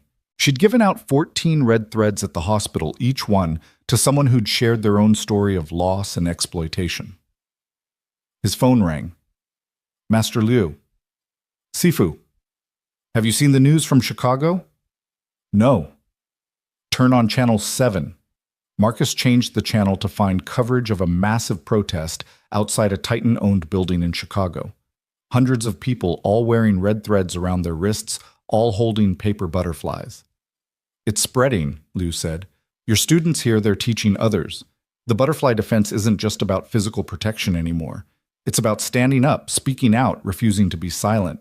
I never meant the best movements are never meant Marcus. They simply become necessary. After Liu hung up, Marcus stood on his small balcony, looking out at the city lights. Somewhere out there, Catherine Kim was preparing for another day of testimony. Somewhere, Linda Park was sitting beside her husband's bed, safe for now, from those who would exploit them. Somewhere, families who'd lost loved ones to corporate greed were finding their voices. The red threads on his wrist, he wore 3, now one from yesterday when Emma had insisted caught the light from the street below. Grace would have loved this, he thought. Not the violence, not the danger, but the community. The way strangers had become family through shared purpose. The way Emma had learned that helping others wasn't just right, it was necessary. His phone buzzed with a message from Catherine. Tomorrow I testify about Grace's building. I wanted you to know. Marcus stared at the message for a long time. Tomorrow the world would hear how his wife died. How she'd tried to save others, pulling 3 elderly neighbors from their apartments before the smoke overwhelmed her. How the exits had been chained. How the sprinklers had been disabled. How she'd died a hero in a murder disguised as negligence. He typed back, "Thank you for being her voice." Catherine's response was immediate. "We're all her voice now." Marcus went inside, covered Emma with a blanket, and sat in the darkness thinking about butterflies and red threads, about broken things that could still be useful, about ordinary people doing extraordinary things, because the alternative was unthinkable. Tomorrow would bring more testimony, more revelations, more chances for justice, or its failure. But tonight his daughter was safe. The bad men were in jail, and somewhere in the city people were tying red threads around their wrists and refusing to be victims anymore. It wasn't the life he'd planned, wasn't the quiet existence of fixing broken equipment he'd retreated into after Grace's death. But maybe, just maybe, it was the life he was meant to live. The cracked porcelain spoon sat on his kitchen counter, its fracture catching the moonlight through the window. Still broken, still useful, still ready for whatever tomorrow would bring. Marcus picked it up, feeling its familiar weight, and made a decision. Tomorrow, after Catherine's testimony, he would do something he'd been avoiding for 4 years. He would visit Grace's grave, and he would tell her that her death had not been in vain, that from the ashes of their loss had risen something beautiful and fierce and unstoppable. A movement of butterflies carrying people to safety on wings made of truth and courage and red thread. The next morning came too soon and not soon enough. Marcus woke Emma early, dressed her in her best outfit, the one she'd worn to Grace's funeral, now almost too small, and they headed to the courthouse through streets already filling with protesters and supporters. The crowd outside had tripled from yesterday. Red threads were everywhere, tied around wrists, wound through hair strung between protest signs. Someone was handing out origami butterflies made from newspaper articles about the trial. "Daddy, we're famous," Emma said, not entirely pleased about it. "No, baby. The idea is famous. We're just the people who started it." Inside the courthouse, Catherine was already on the stand. She looked tired, but determined, the butterfly pin prominent on her jacket. "Ms. Kim," Rodriguez began, "yesterday you testified about 8 buildings. Today I want to focus on one specific building, the Jade Garden Apartments in Chinatown." Marcus's chest tightened. Emma's hand found his. "What can you tell us about that fire?" Catherine's voice was steady, clinical, but her eyes found Marcus in the gallery. "The Jade Garden Apartments were built in 1947. By 2010, they were in severe disrepair. Titan Properties bought the building in 2019 with the stated intention of renovation. Instead, they systematically made it more dangerous." "How so?" "They disabled sprinkler systems, claiming they were upgrading them. They chained emergency exits supposedly to prevent break-ins. They ignored electrical problems that multiple tenants had reported. And then on March 15, 2021, they had Frank Morrison's team set a fire in the basement electrical room." Objection. Kellerman stood. "That's accusation of specific criminal action without—" "I have the email," Catherine said quietly. Morrison to the CEO, dated March 14, 2021. Subject line, "Garden Project tomorrow night." Body of the email, "Electrical failure scenario confirmed. Team in place. Insurance adjuster prepped. Acceptable casualty estimate 5 to 10. The courtroom went absolutely silent. They estimated casualties, Rodriguez asked. They did, like they were calculating inventory loss. How many people actually died? 12, including Grace Chen, who died trying to evacuate elderly residents from the fourth floor. Marcus closed his eyes, but he could still see it. The security footage he'd watched 100 times showing Grace running back into the building. She'd gotten Mrs. Liu out Mr. Kwan, the Pham family. She'd gone back for Mrs. Rodriguez, who was in a wheelchair. The smoke had been too thick. They'd found them together in the stairwell, Grace's body shielding the older woman trying to protect her to the very end. Mr. Morrison, Catherine continued, personally inspected the building the day before the fire. There's a photo of him removing the batteries from smoke detectors. The prosecution displayed the photo on the courtroom screens. Morrison clearly identifiable, standing on a ladder smoke detector in hand. No further questions, Rodriguez said. Kellerman's cross-examination was perfunctory. There was no defending the indefensible. Even Morrison's co-defendants' lawyers were distancing themselves, filing motions to sever their cases from his. When court recessed, Marcus found himself standing outside Emma's hand in his, struggling to breathe. The crowd parted around them, recognizing his distress, giving him space. Mr. Chen. He turned to find a young woman, maybe 25, with press credentials but kind eyes. I'm not doing interviews, he said automatically. No, I lived in the Jade Garden building, 3rd floor. Your wife saved my grandmother, got her out when the smoke was already thick. I was at work, I couldn't. Grace saved her, gave us 3 more years together before Grandma passed naturally. I just wanted you to know that your wife was a hero, a real hero. She pressed something into his hand and disappeared into the crowd. It was a photo Grace at some building event, laughing, surrounded by elderly residents who clearly adored her. He'd never seen it before. She was beautiful, Daddy, Emma said, looking at the photo. Inside and out, baby. They walked to the cemetery as the afternoon sun cast long shadows between the headstones. Marcus hadn't been here since the funeral, couldn't bear it. But now, with Emma beside him, and the city finally knowing the truth, it felt like time. Grace's headstone was simple. Grace Lin Chen, beloved wife and mother who died saving others. Someone had left fresh flowers. As they got closer, Marcus saw red threads tied around the stems and a small paper butterfly tucked among the blooms. Hi, Mommy, Emma said, as naturally as if Grace could hear her. Daddy's been helping people like you did, and I'm helping too. I make butterflies and give people protection threads. We're making the bad men pay for what they did. Marcus knelt beside the stone, his hand touching the cold granite. Grace, he said quietly, they knew. They knew people would die, and they did it anyway. But we got them. Catherine got them. The truth is out now. The wind picked up, rustling the trees, and for just a moment Marcus could swear he smelled Grace's perfumed jasmine and something uniquely her. I'm teaching again, he continued. Not the corporate stuff, but real teaching. People who need to protect themselves, who need to know they're not powerless. Emma helps. She's just like you, Grace. Sees the world as it should be and insists on making it that way. Emma had wandered a few feet away, picking dandelions with the focused intensity she brought to everything. Marcus watched her for a moment, this little girl who'd inherited her mother's courage and her father's determination. I couldn't save you, he whispered to the stone. But maybe we can save others. Maybe that's enough. Maybe that's what you'd want. His phone buzzed. Sarah Volkov. Marcus, you need to know, Morrison made bail. The words hit like ice water.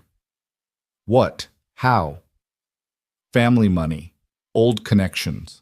A judge who owed favors. He's out and his ankle monitor malfunctioned an hour ago. We have no idea where he is. Marcus looked at Emma still picking flowers, unaware that the monster who'd killed her mother was free. Find him, Marcus said. We're trying. But Marcus, be careful. Morrison blames you for everything. You're the one who exposed him, who stopped him from killing Catherine. If he's going to go after anyone, he's coming for me. Or Emma. Keep her close. Marcus ended the call, his mind already shifting into threat assessment mode. The cemetery was too open, too many places for a sniper to position. The walk home had too many blind corners. Their apartment had too many windows. "Emma," he called, keeping his voice calm. "Time to go, sweetheart." "But I'm not done picking flowers for Mommy." "We'll come back tomorrow. Right now we need to visit Master Liu." She read something in his face the way children do when they sense adult fear. Is something wrong? Maybe. Remember our emergency plan. They'd practiced it after the warehouse incident. What to do if bad men came, where to go, who to call. Emma nodded solemnly, her flower picking forgotten. They moved quickly, but not frantically, Marcus keeping Emma on his left side away from the street, his right hand free. The cracked porcelain spoon was in his pocket, a familiar weight. They made it 3 blocks before Marcus saw him. Morrison stood at the end of the street, no longer in prison orange, but in a dark suit that didn't quite hide the bulge of a weapon. He wasn't trying to hide, wasn't attempting surprise. He wanted Marcus to see him coming.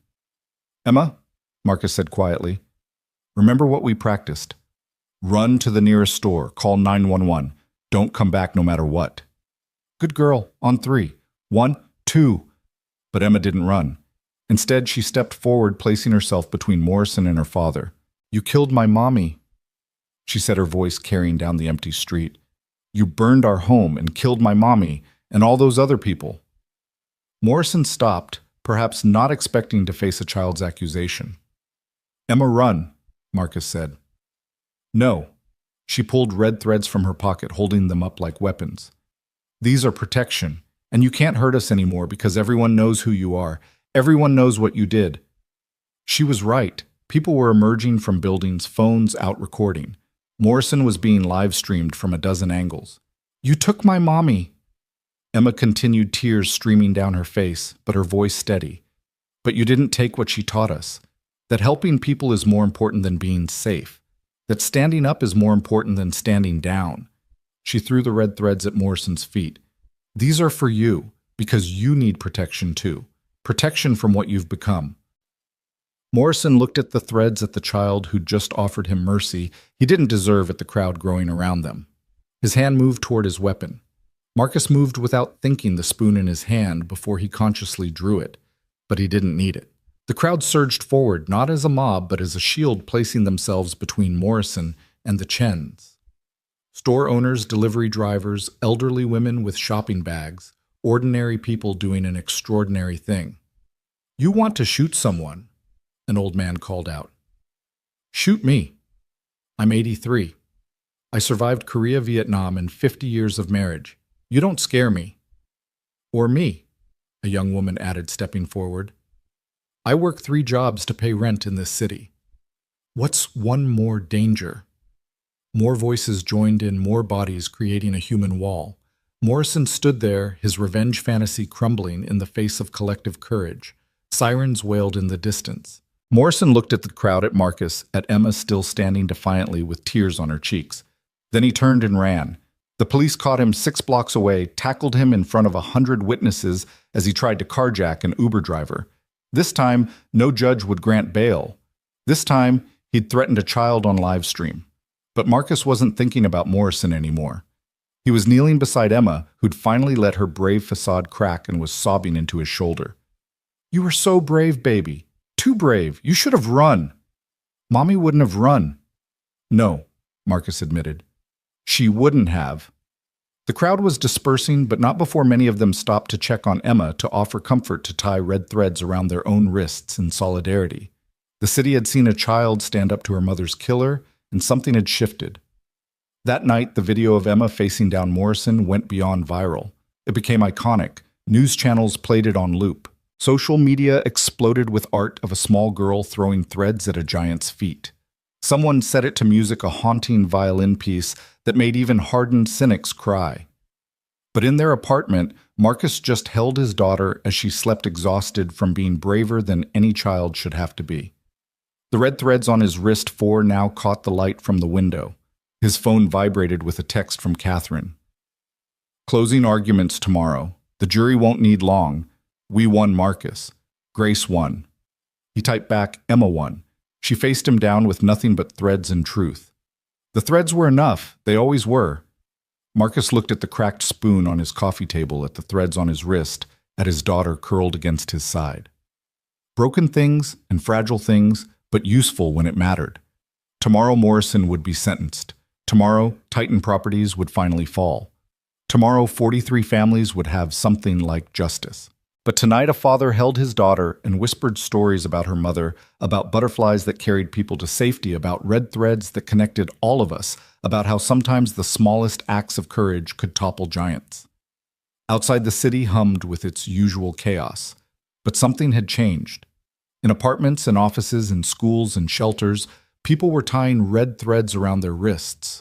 They were folding paper butterflies. They were looking at corruption and saying, "Wrong table, wrong day." The butterfly defense had become something Marcus never intended, not just a way to protect yourself, but a way to protect each other. A reminder that we're all connected by invisible threads, and when one of us stands up, we all rise. The verdict came down like thunder on a clear day, guilty on all charges. Marcus watched from the gallery as Frank Morrison's legs buckled, his attorney's hand on his elbow, the only thing keeping him upright. 43 counts of murder in the second degree. Hundreds of counts of conspiracy, arson, bribery, and racketeering. The judge's voice was steady as she read each verdict, each guilty. Another nail in the coffin of Titan Properties' empire. Emma sat beside him, drawing in her notebook, butterflies carrying buildings away from fires, red threads connecting stick figures holding hands. She'd insisted on being there for the verdict, said she needed to see the bad man face consequences. Marcus had reluctantly agreed, knowing she'd already seen too much to be protected from this ending. Catherine Kim sat at the prosecution table, her shoulders finally relaxing after months of tension. The butterfly pin caught the light as she turned to look at the gallery, finding Marcus's eyes. She nodded once, a silent acknowledgement of what they'd accomplished together. But even as the courtroom erupted in subdued celebration, victims, families embracing journalists, frantically typing lawyers, shaking hands, Marcus noticed something wrong. A man in a maintenance uniform near the jury exit. His face unfamiliar, his movements too purposeful. Another janitor, by the judge's chambers holding a mop, but not cleaning anything. His phone buzzed. "Sarah Volkov, get out now. Intel says Morrison's people planned something for the verdict. Courthouse might be compromised." Marcus stood smoothly, taking Emma's hand. "We need to go, sweetheart." "But they're not done yet." "Now, Emma." His tone brooked no argument. Emma gathered her things, confused but obedient. They moved toward the main exit, Marcus's eyes scanning, cataloging threats. 3 more fake maintenance workers. A lawyer, whose suit didn't fit right, whose briefcase was held at the wrong angle for its apparent weight. They were 10 feet from the door when the fire alarm went off. Not just went off, screamed a piercing wail that sent everyone into motion. But this wasn't a drill, wasn't a malfunction. Marcus could smell it, already smoke, chemical-laden and wrong, pouring from the ventilation system. "Everyone remain calm," a court officer shouted, but panic was already spreading. The crowd pushed toward the exits, bodies pressing together, the exact kind of chaos that turned evacuation into tragedy. Marcus lifted Emma into his arms, her weight nothing compared to the adrenaline flooding his system. He looked back to see Catherine being hustled out by prosecutors. Master Liu helping an elderly couple navigate the crowd. Diana pulling people away from a door that was somehow locked during a fire alarm, just like Grace's building. "The windows!" Marcus shouted over the alarm. "Check the windows!" Tommy was already there, using a chair to smash the glass. Fresh air rushed in, but it also fed the smoke, making it billow thicker. This wasn't random arson. This was engineered, designed to create maximum chaos and casualties. A figure emerged from the smoke, Morrison. He shouldn't have been there, should have been in custody, but somehow he was free and moving through the chaos with purpose. His eyes locked on Marcus, and in them was nothing but hate. "You took everything from me," Morrison snarled, his voice barely audible over the alarm. "You took everything from yourself," Marcus replied, setting Emma down behind him. Emma run to Master Liu. But Emma didn't run. She stood beside her father, chin raised, trembling but defiant. "We're not afraid of you anymore." Morrison laughed, a sound like breaking glass. "You should be." He pulled something from his pocket. Not a gun, but a small device with a single red button. A detonator. "Insurance," he said. "I always have insurance. There are devices throughout this building. If I can't have my freedom, I'll have my revenge. 43 people died in my buildings. Let's see how many die in yours. The smoke was getting thicker. People were coughing, stumbling, the evacuation turning into a stampede. But Marcus stood still, his mind racing through options. The cracked porcelain spoon was in his pocket, useless against a dead man switch. If Morrison died or released the button, the building would blow. You do this, you kill everyone, Marcus said, including yourself. I'm already dead. You killed me the moment you uploaded that video, but I'll take you with me, you, your brat, and everyone who celebrated my downfall. Emma stepped forward, and Marcus grabbed her shoulder to pull her back. But she shrugged him off with surprising strength. My mommy died saving people, she said to Morrison. She ran into fire to help strangers. That's what made her a hero. You're about to die killing people. That's what makes you a monster, and monsters always lose. She reached into her pocket and pulled out a paper butterfly, one made from newspaper coverage of the trial. She held it out to Morrison like an offering. This is for you, because even monsters were children once. Even monsters had mothers who loved them. Morrison stared at the butterfly, and for just a moment something human flickered in his eyes. Memory, perhaps. Regret. Or maybe just confusion that a child would offer mercy to someone threatening her life. That moment of distraction was all Master Liu needed. The old man moved through the smoke like a ghost, 73 years old, but still water, still wind. His hand found Morrison's wrist, not striking but guiding, redirecting the man's own momentum. The detonator flew from Morrison's grip, skittering across the floor. Marcus dove for it, catching it before it could hit the ground and potentially trigger from impact. His thumb found the button, holding it down, maintaining whatever circuit Morrison had been completing. Everyone out, he shouted. Now. The evacuation turned organized, Liu and Tommy directing traffic. Diana breaking open more windows, James literally carrying an elderly juror who'd been overcome by smoke.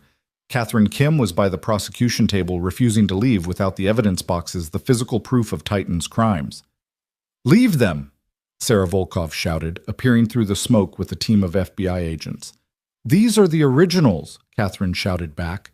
Without them, you're dead, Marcus called out, still holding the detonator. Go, I've got this. It was a lie. He had no idea how to defuse whatever Morrison had rigged, but he knew the building had to be cleared before he could even try. Morrison was on the ground, Liu's knee in his back, the old man barely breathing hard while Morrison gasped and cursed. The smoke was clearing now that the windows were broken, revealing the full scope of the chaos. Overturned furniture, scattered papers, the abandoned possessions of people who'd fled for their lives. Daddy. Emma hadn't left. Of course she hadn't left. Emma, you need to go. Not without you. This button, if I let go, the building might explode. I need you safe. Emma looked at the detonator, at her father, at Morrison, still pinned on the floor. Then she did something that would be talked about for years. She sat down cross-legged beside Marcus and started folding a paper crane from a court document that had fallen nearby. I'll wait, she said simply. We face things together. That's what family does. The bomb squad arrived 7 minutes later, though it felt like 7 hours. Marcus's thumb had started to cramp, sweat running down his face, despite the cold air from the broken windows. Emma had made 3 paper cranes, lining them up like sentinels. Sir, we need you to maintain pressure while we trace the circuit, the bomb tech said, her voice calm despite the situation. Can you do that? I've been doing it.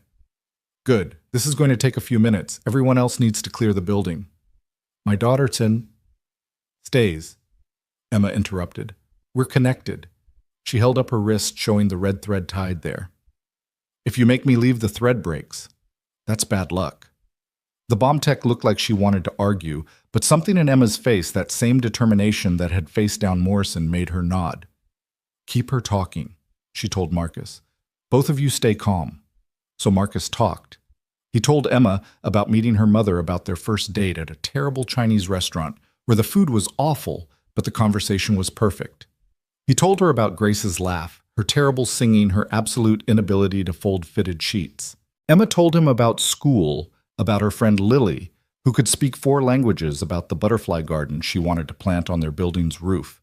She told him about the dreams where Mommy visited, always surrounded by butterflies, always smiling. They talked while the bomb tech worked, while Morrison was dragged away in chains, while the building was confirmed clear of other devices. They talked until the tech said the magic words, "Got it, you can let go." Marcus's thumb released the button. Nothing exploded. The building stood. Emma threw herself into his arms, and he held her tight, both of them shaking now that the danger had passed. Around them, emergency responders were checking the building, documenting the attempted attack, preserving the evidence that Catherine had risked her life to save. Mr. Chen, a reporter had somehow gotten past the police line camera crew in tow. How does it feel to have saved the courthouse? Marcus stood Emma still in his arms and looked directly into the camera. I didn't save anything alone. Master Liu stopped Morrison. The bomb squad defused the device. Everyone who helped evacuate people safely, they're the heroes. I just held a button. But your daughter stayed with you, risking her life. My daughter showed more courage than most adults ever will. She faced down the man who killed her mother and offered him mercy. She stayed because that's what love does. It stays when leaving would be safer. He walked away, then carrying Emma through the crowd that had gathered outside. People reached out to touch them as they passed, like they were talismans of hope.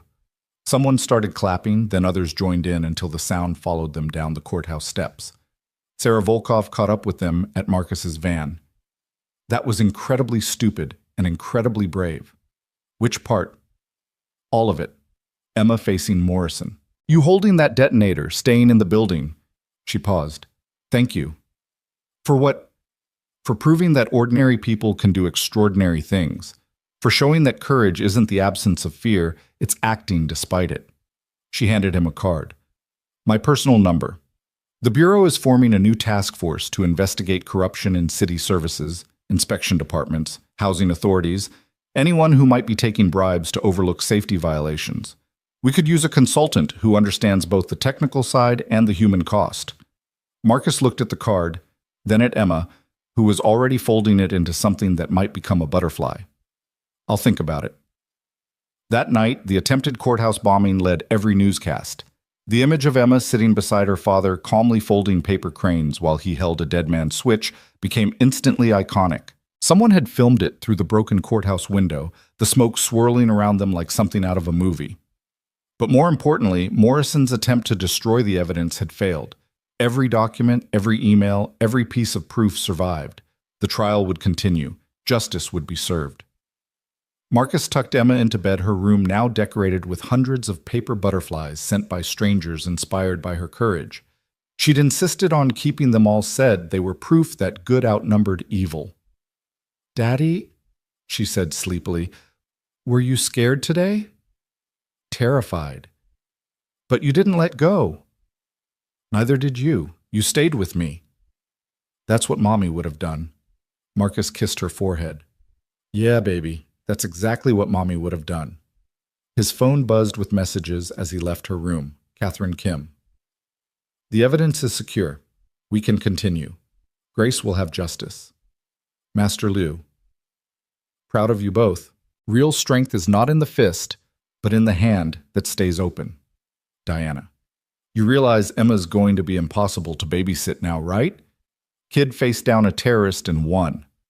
But it was the last message that stopped him cold. Unknown number, but the content was clear. Morrison was just one head of the Hydra. You've made powerful enemies, Mr. Chen. Watch your back. Marcus deleted the message, then reconsidered and screenshot it first, sending it to Sarah Volkov. If there were more Frank Morrisons out there, more Titan properties operating in shadow, then the fight wasn't over. He stood on his small balcony looking out at the city lights. Somewhere out there in buildings just as vulnerable as Grace's had been, people were sleeping unaware of the dangers around them. Faulty wiring, disabled sprinklers, chained exits, all it took was greed and indifference to turn homes into death traps. The red threads on his wrist, 5 now. Emma had added another after the courthouse caught the light. Each one a reminder, a connection, a promise to keep fighting. His phone rang. Unknown number, but he answered. Mr. Chin. This is Timothy Walsh from the mayor's office. The mayor would like to meet with you tomorrow to discuss a new citywide safety initiative. After today's events, it's clear we need people like you involved in preventing future tragedies. People like me. People who see what's broken and aren't afraid to fix it. People who stand up when standing up is dangerous. The mayor wants to create a civilian oversight committee for building safety, one that can't be bought or intimidated. Will you at least hear her out?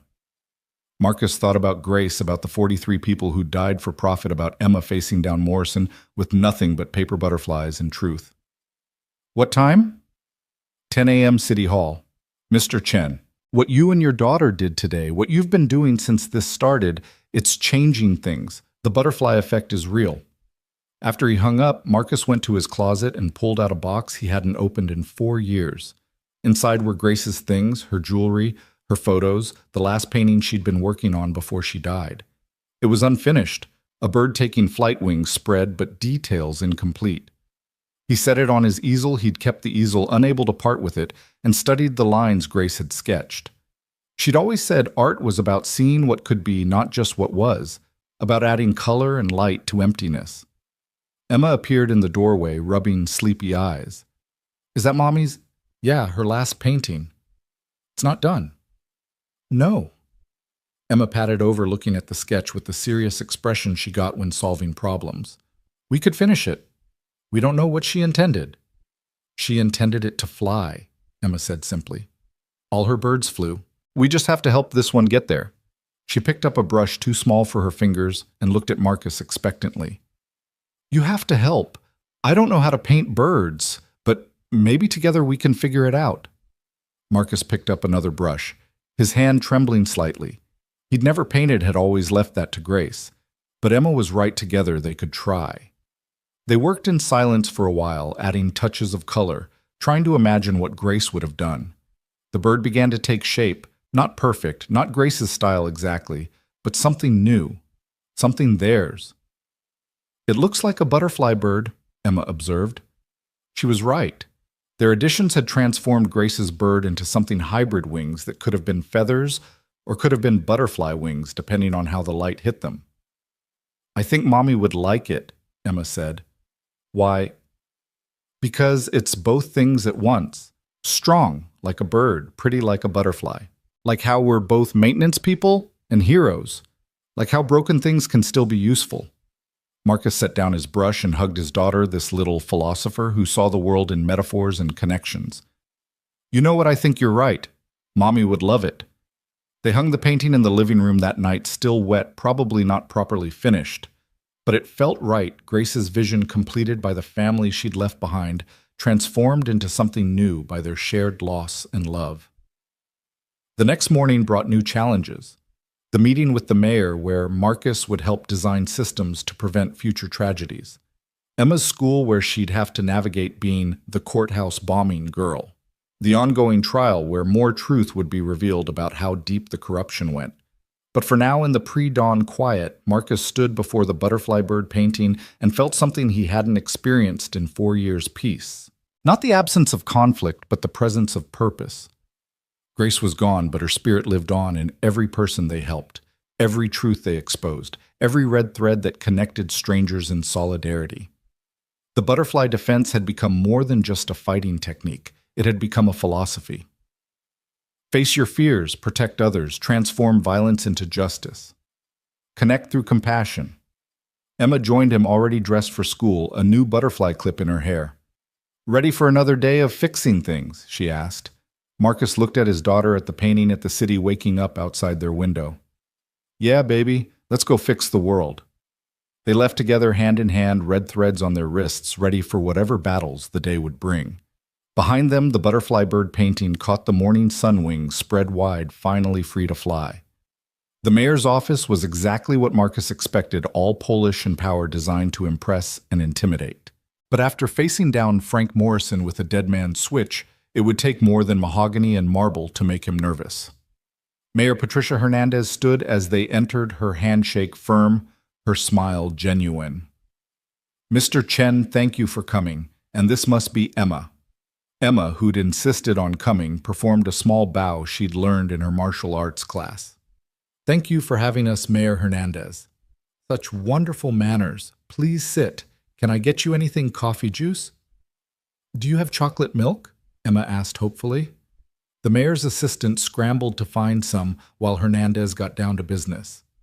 Mr. Chen, what happened yesterday at the courthouse was a wake-up call. We've been reactive for too long, only addressing safety violations after tragedies occur. I want to change that. How? A civilian oversight committee with real teeth. The power to conduct surprise inspections, to override corrupt inspectors, to shut down dangerous buildings immediately. No bureaucracy, no delays, no opportunities for bribes to smooth things over. Marcus leaned back, studying her. And you want me involved? I want you to lead it. I'm not a politician? Exactly. You're someone who can't be bought, can't be intimidated, and has already proven you'll risk everything to protect people. The citizens trust you. More importantly, the corrupt fear you. I fix industrial equipment. You expose corruption and save lives. The equipment is just your cover story. She smiled. I've done my homework, Mr. Chen. Before your wife's death, you trained federal agents in threat assessment. You have 3 patents for safety detection systems. You speak 4 languages and have a master's degree in engineering that you never mention. Emma looked at her father with surprise. You speak 4 languages. 5 if you count Mama's bad cooking as a language, he said, making her giggle.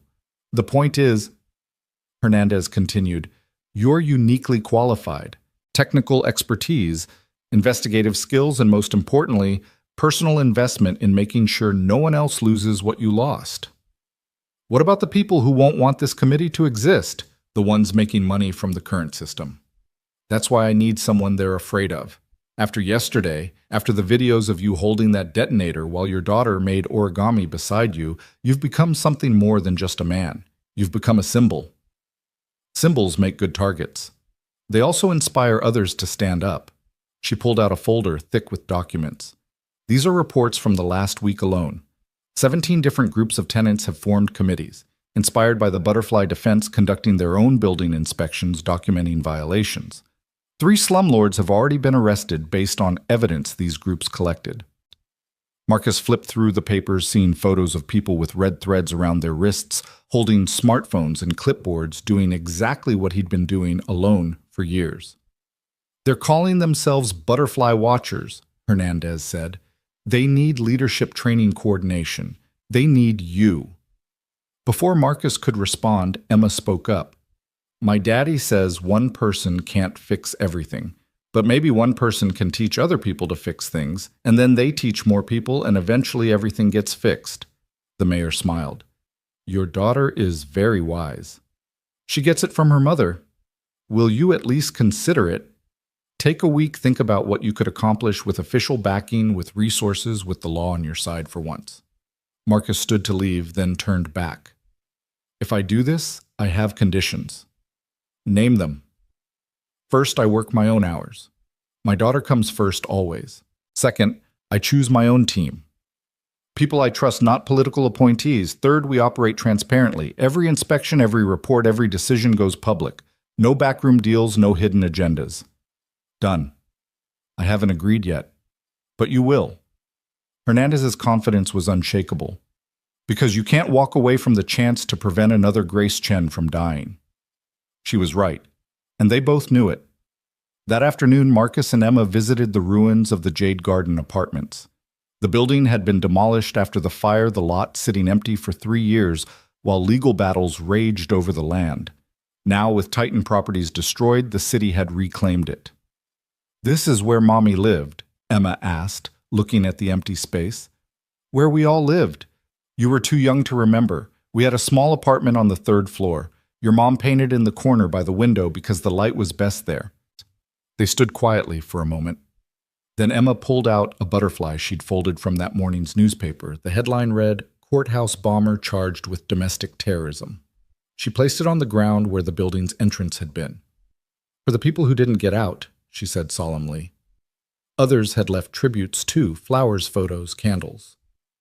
43 small memorials for 43 lives. Marcus read each name, remembering faces, voices, the small kindnesses that made a building full of strangers into a community. Mr. Chen. He turned to find an elderly Chinese woman, one he recognized but couldn't quite place. Mrs. Zhang from 4B. You remember? Her eyes filled with tears. I wanted to thank you for what you've done, for making them pay. My husband, he didn't make it out. But now I know it wasn't an accident. Now I know someone cared enough to find the truth. She tied a red thread around Marcus's wrist. He had 6 now, and another around Emma's. For protection, she said, and for connection. We're all connected by what happened here. What happens to one of us happens to all of us. More people arrived as word spread that Marcus was there. Survivors, families of victims, neighbors from surrounding buildings. They shared stories, memories, grief, and gradually hope. You're going to take the mayor's job, aren't you? Catherine Kim appeared beside him, having somehow heard about the morning's meeting. Probably. Good. The system needs people like you inside it, not just fighting from the outside. What about you? What's next? I'm starting a nonprofit, financial forensics for families who suspect their loved ones died from corporate negligence but can't afford investigations. I'm calling it the Grace Chen Foundation, if that's okay with you. Marcus's throat tightened. She would have loved that. As the sun set, someone had brought candles, and the empty lot transformed into a constellation of small lights. Someone else had brought a speaker playing soft music. It wasn't a protest or a memorial service. It was something in between, a community refusing to let tragedy have the last word. Emma had made dozens of butterflies, teaching other children how to fold them. They attached them to a fence with red thread, creating an impromptu art installation that would be photographed and shared thousands of times by morning. Daddy, Emma said as they prepared to leave. I think Mommy's happy. Why? Because look. She gestured at the gathering. All these people are connected now. They're helping each other. That's what she always wanted for people to help each other. Master Liu appeared from the crowd, moving with his usual quiet grace. Marcus, there's someone you need to meet. He led them to a young man, maybe 25, nervous and trying to hide it. This is Alex Morrison, Liu said. Marcus tensed. Morrison. Frank Morrison's son, the young man said quickly. I know what you're thinking, but I'm not him. I've spent 5 years trying to distance myself from what he did. I'm a firefighter now. I save lives to atone for the ones he took. Marcus studied him, seeing genuine pain in his eyes. Why are you here? To apologize. To offer help. I know where my father kept his private files, the ones the FBI didn't find. Records of other companies doing what Titan did. Names, dates, buildings at risk. I want to give them to you. Why? Alex looked at Emma, who was watching him with that unnerving directness children possessed. Because she was right. At the courthouse, when she said even monsters were children once. My father was a monster, but he wasn't always. Something broke in him, or maybe it was always broken and just got worse. Either way, I can't undo what he did. But maybe I can help prevent others from doing the same. He handed Marcus a flash drive. Everything I could find. I've already sent copies to the FBI and the press, but I wanted you to have it too. You'll know what to do with it. He started to leave, then turned back. Your daughter, what she did at the courthouse offering my father mercy, even as he threatened her. That was the bravest thing I've ever seen. It made me brave enough to come forward. After he left, Emma tugged on Marcus's sleeve. He seemed sad. His father did terrible things. That's hard to live with. But he's not his father. No, he's not. Then we should help him. That's what the red thread means. We're all connected, even to the sad people. Marcus looked at his daughter, this little philosopher, who understood forgiveness better than most adults and felt his heart swell with pride and pain. She was so much like Grace, seeing the best in people, insisting on kindness even when it was hard. That night, Marcus reviewed the files Alex Morrison had provided. It was worse than he'd imagined. 15 companies across 5 states, all running the same playbook as Titan Properties. Buildings marked for renovation acceleration. Inspectors on payroll. Insurance policies updated just before fires. He called Sarah Volkov. I'm sending you something. You're going to want a whole task force for this. How bad? Remember when we thought Titan was the only one, they were just the most obvious. This is systemic. Jesus, how many buildings are at risk? At least 60 in immediate danger, maybe hundreds more. Send everything. We'll mobilize tonight. 6 months later, Marcus stood in the renovated community center that had once been a Titan Properties death trap, watching 42 new butterfly defense instructors demonstrate de-escalation techniques to a crowd of eager students. The walls were covered with photos, buildings that had been saved, families that had been protected, corruption that had been exposed. Emma sat in the front row, no longer his little girl, but somehow both smaller and larger than life. The courthouse incident had aged her in ways that broke Marcus's heart, but it had also given her a purpose that burned bright. She'd started a program at her school, teaching other kids to recognize danger signs in buildings, to document problems, to speak up when adults wouldn't listen.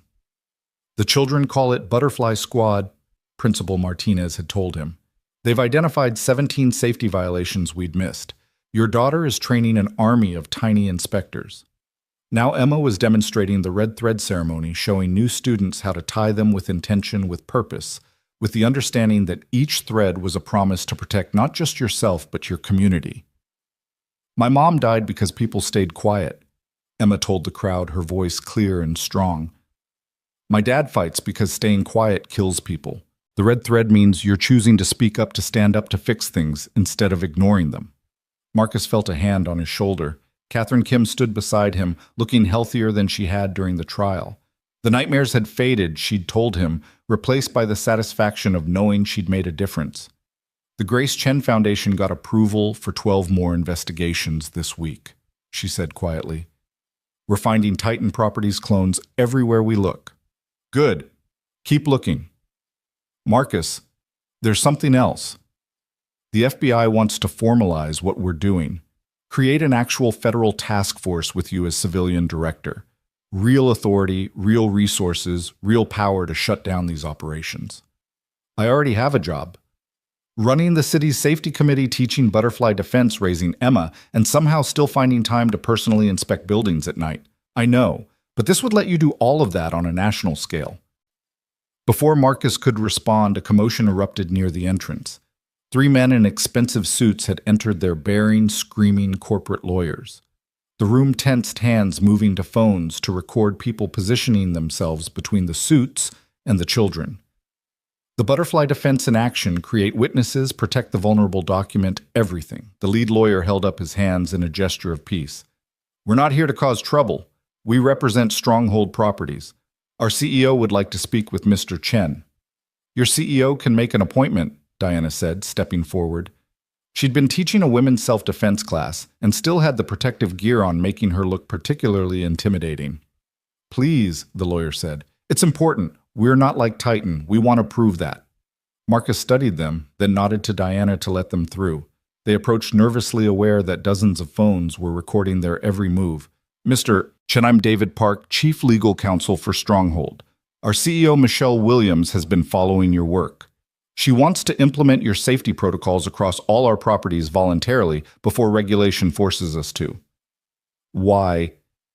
Because it's the right thing to do, and frankly because we've seen what happens to companies that don't. Titan Properties wasn't just destroyed in court, they were destroyed in the marketplace. No one wants to rent from killers.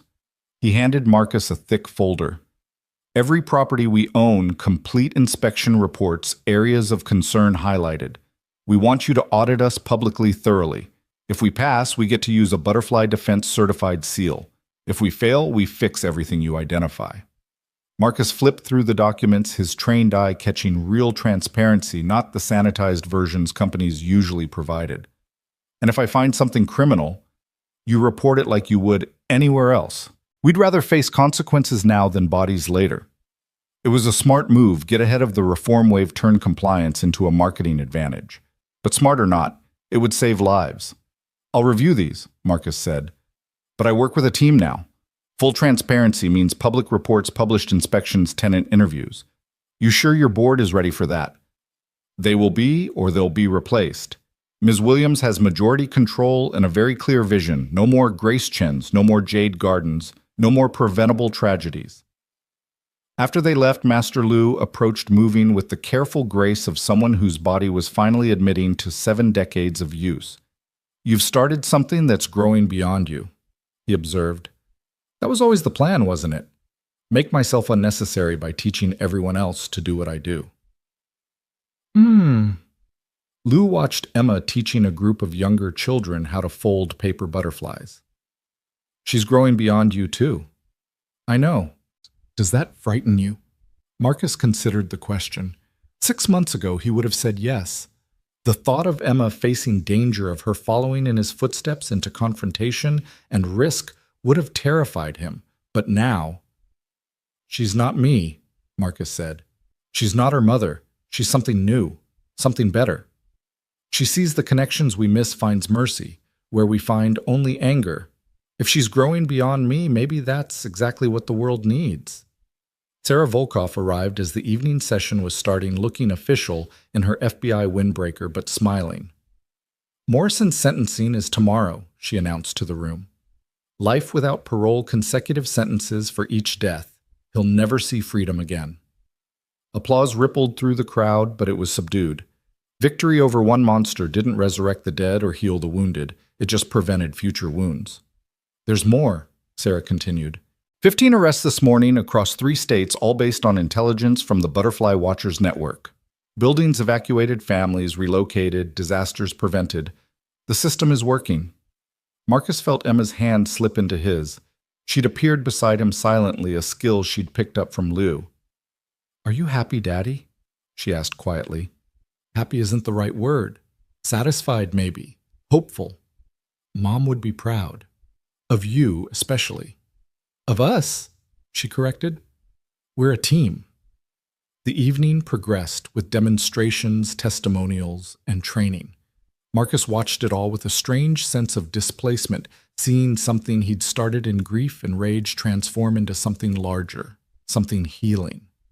Tommy Nguyen was teaching medical response how to help someone escape from smoke inhalation. Diana Foster demonstrated how to break windows safely, how to create exit routes when doors were blocked. James Okonkwo explained tenant rights, what to document, how to build legal cases against negligent landlords. And through it all, Emma moved like a small ambassador, translating adult concepts for children, creating games that taught serious lessons, making safety training feel like empowerment rather than fear. Mr. Chen, a young woman approached holding a baby. Marcus recognized her, one of the tenants from a building they'd evacuated last month, just days before a mysterious electrical fire that would have killed dozens. I wanted you to meet someone, she said, holding up the baby. This is Grace. Grace Marcus Thompson, named after your wife and you. If you hadn't found those code violations, hadn't forced the evacuation. She couldn't finish, tears stopping her words. Marcus looked at the baby, this small life that existed, because he'd chosen to channel his grief into action and felt something shift inside him. For 4 years, he'd been fighting against something, against corruption, against negligence, against the system that had killed his wife. But somewhere along the way, it had become fighting for something, for families like this, for futures that deserve to exist, for the simple right to be safe in your own home. She's beautiful, he managed to say. Do you want to hold her? Marcus accepted the baby carefully, this tiny person named after ghost and guardian both. Baby Grace gurgled, tiny fingers wrapping around his thumb with surprising strength. Emma peered at the baby with interest. She has fighter's hands. Look how strong her grip is. All babies grip like that, Marcus said, but Emma shook her head. No, this one's special. She's already holding on tight to life. She knows how precious it is. The mother smiled through her tears. We're moving to a Stronghold Properties building, one of the ones you're going to inspect. We figured if you're checking it, it must be safe. No building is perfectly safe, Marcus said carefully. But we can make them safer. We can make sure people are watching, checking, maintaining. We can make sure that when something goes wrong, it's actually an accident, not murder, disguised as negligence. As the evening wound down, Marcus found himself on the roof of the community center looking out over the city. Emma had fallen asleep on a bench, exhausted from teaching and demonstrating. Someone had covered her with a jacket, probably Liu, who stood nearby like a guardian statue. The mayor called, Liu said. The city council voted unanimously. Your safety committee is now permanent with a budget and subpoena power. You've officially got teeth. Teeth are only useful if you're willing to bite. And you've proven you will. That's why it works. Fear and respect in balance the way it should be. Catherine Kim joined them on the roof, holding 3 cups of tea from the shop next door. I've been thinking about Ahmad, she said, about how he died because he helped me. His family is suing Titan's insurance companies, but that won't bring him back. Nothing will, Marcus said gently. No, but we can make his death mean something more. I want to create an award in his name, the Ahmad Patel Courage Award for people who risk everything to expose corruption. Make him remembered as a hero, not just a victim. He'd like that. He always wanted to make a difference. They stood in comfortable silence, three people bound by tragedy and purpose, watching the city lights twinkle like ground-level stars. Somewhere out there in buildings they'd never see, people were sleeping safely because of the work they'd done. Children were growing up with parents who might have died in preventable fires. Families were whole that could have been shattered. We can't save them all, Catherine said, as if reading Marcus's thoughts. No, he agreed. But we can save more than we did yesterday, and tomorrow we'll save more than today. That has to be enough. Emma stirred, sitting up with the disoriented look of a child woken from deep sleep. Are we going home? She asked. Soon, baby. Just watching the city for a bit. She walked to the edge of the roof and pulled out a handful of paper butterflies from her pocket. She always had them like a magician with endless scarves. What are you doing? Marcus asked. Sending them out, she said, releasing the butterflies into the wind. They caught the breeze, spiraling up and out, white shapes dancing against the dark sky. Like messages. Maybe someone who needs hope will find one. One butterfly caught an updraft, soaring higher than the others, disappearing into the night sky like a prayer made visible. That one's for Mom, Emma said quietly. So she knows we're okay. Marcus pulled his daughter close. This remarkable child who'd faced down killers with kindness, who'd turned their tragedy into purpose, who saw the world not as it was, but as it could be. She knows, baby. She knows. The next morning brought Morrison's sentencing. The courthouse was packed, every seat filled, crowds outside, watching on large screens the city had set up. Marcus sat in the same spot he'd held throughout the trial, Emma beside him, the weight of the moment heavy on his shoulders. Morrison stood as the judge read the sentence, 43 consecutive life sentences. No possibility of parole, the maximum penalty for each count of murder. He looked older, grayer, diminished. The man who'd burned buildings for profit was now just another number in the system he'd manipulated for so long. Does the defendant have anything to say? Judge Weinstein asked. Morrison turned to face the gallery, his eyes finding Marcus. I was a businessman, he said.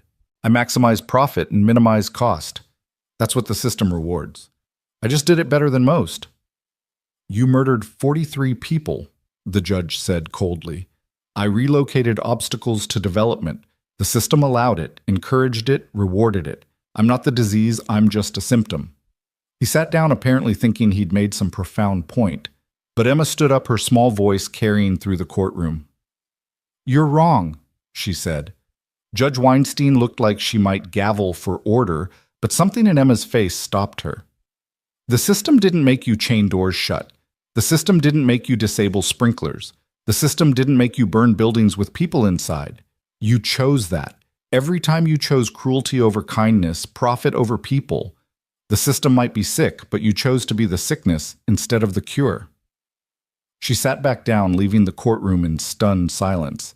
Then someone started clapping, one of the victim's family members. Others joined in until the courthouse rang with applause for an 8-year-old girl who'd spoken truth to power.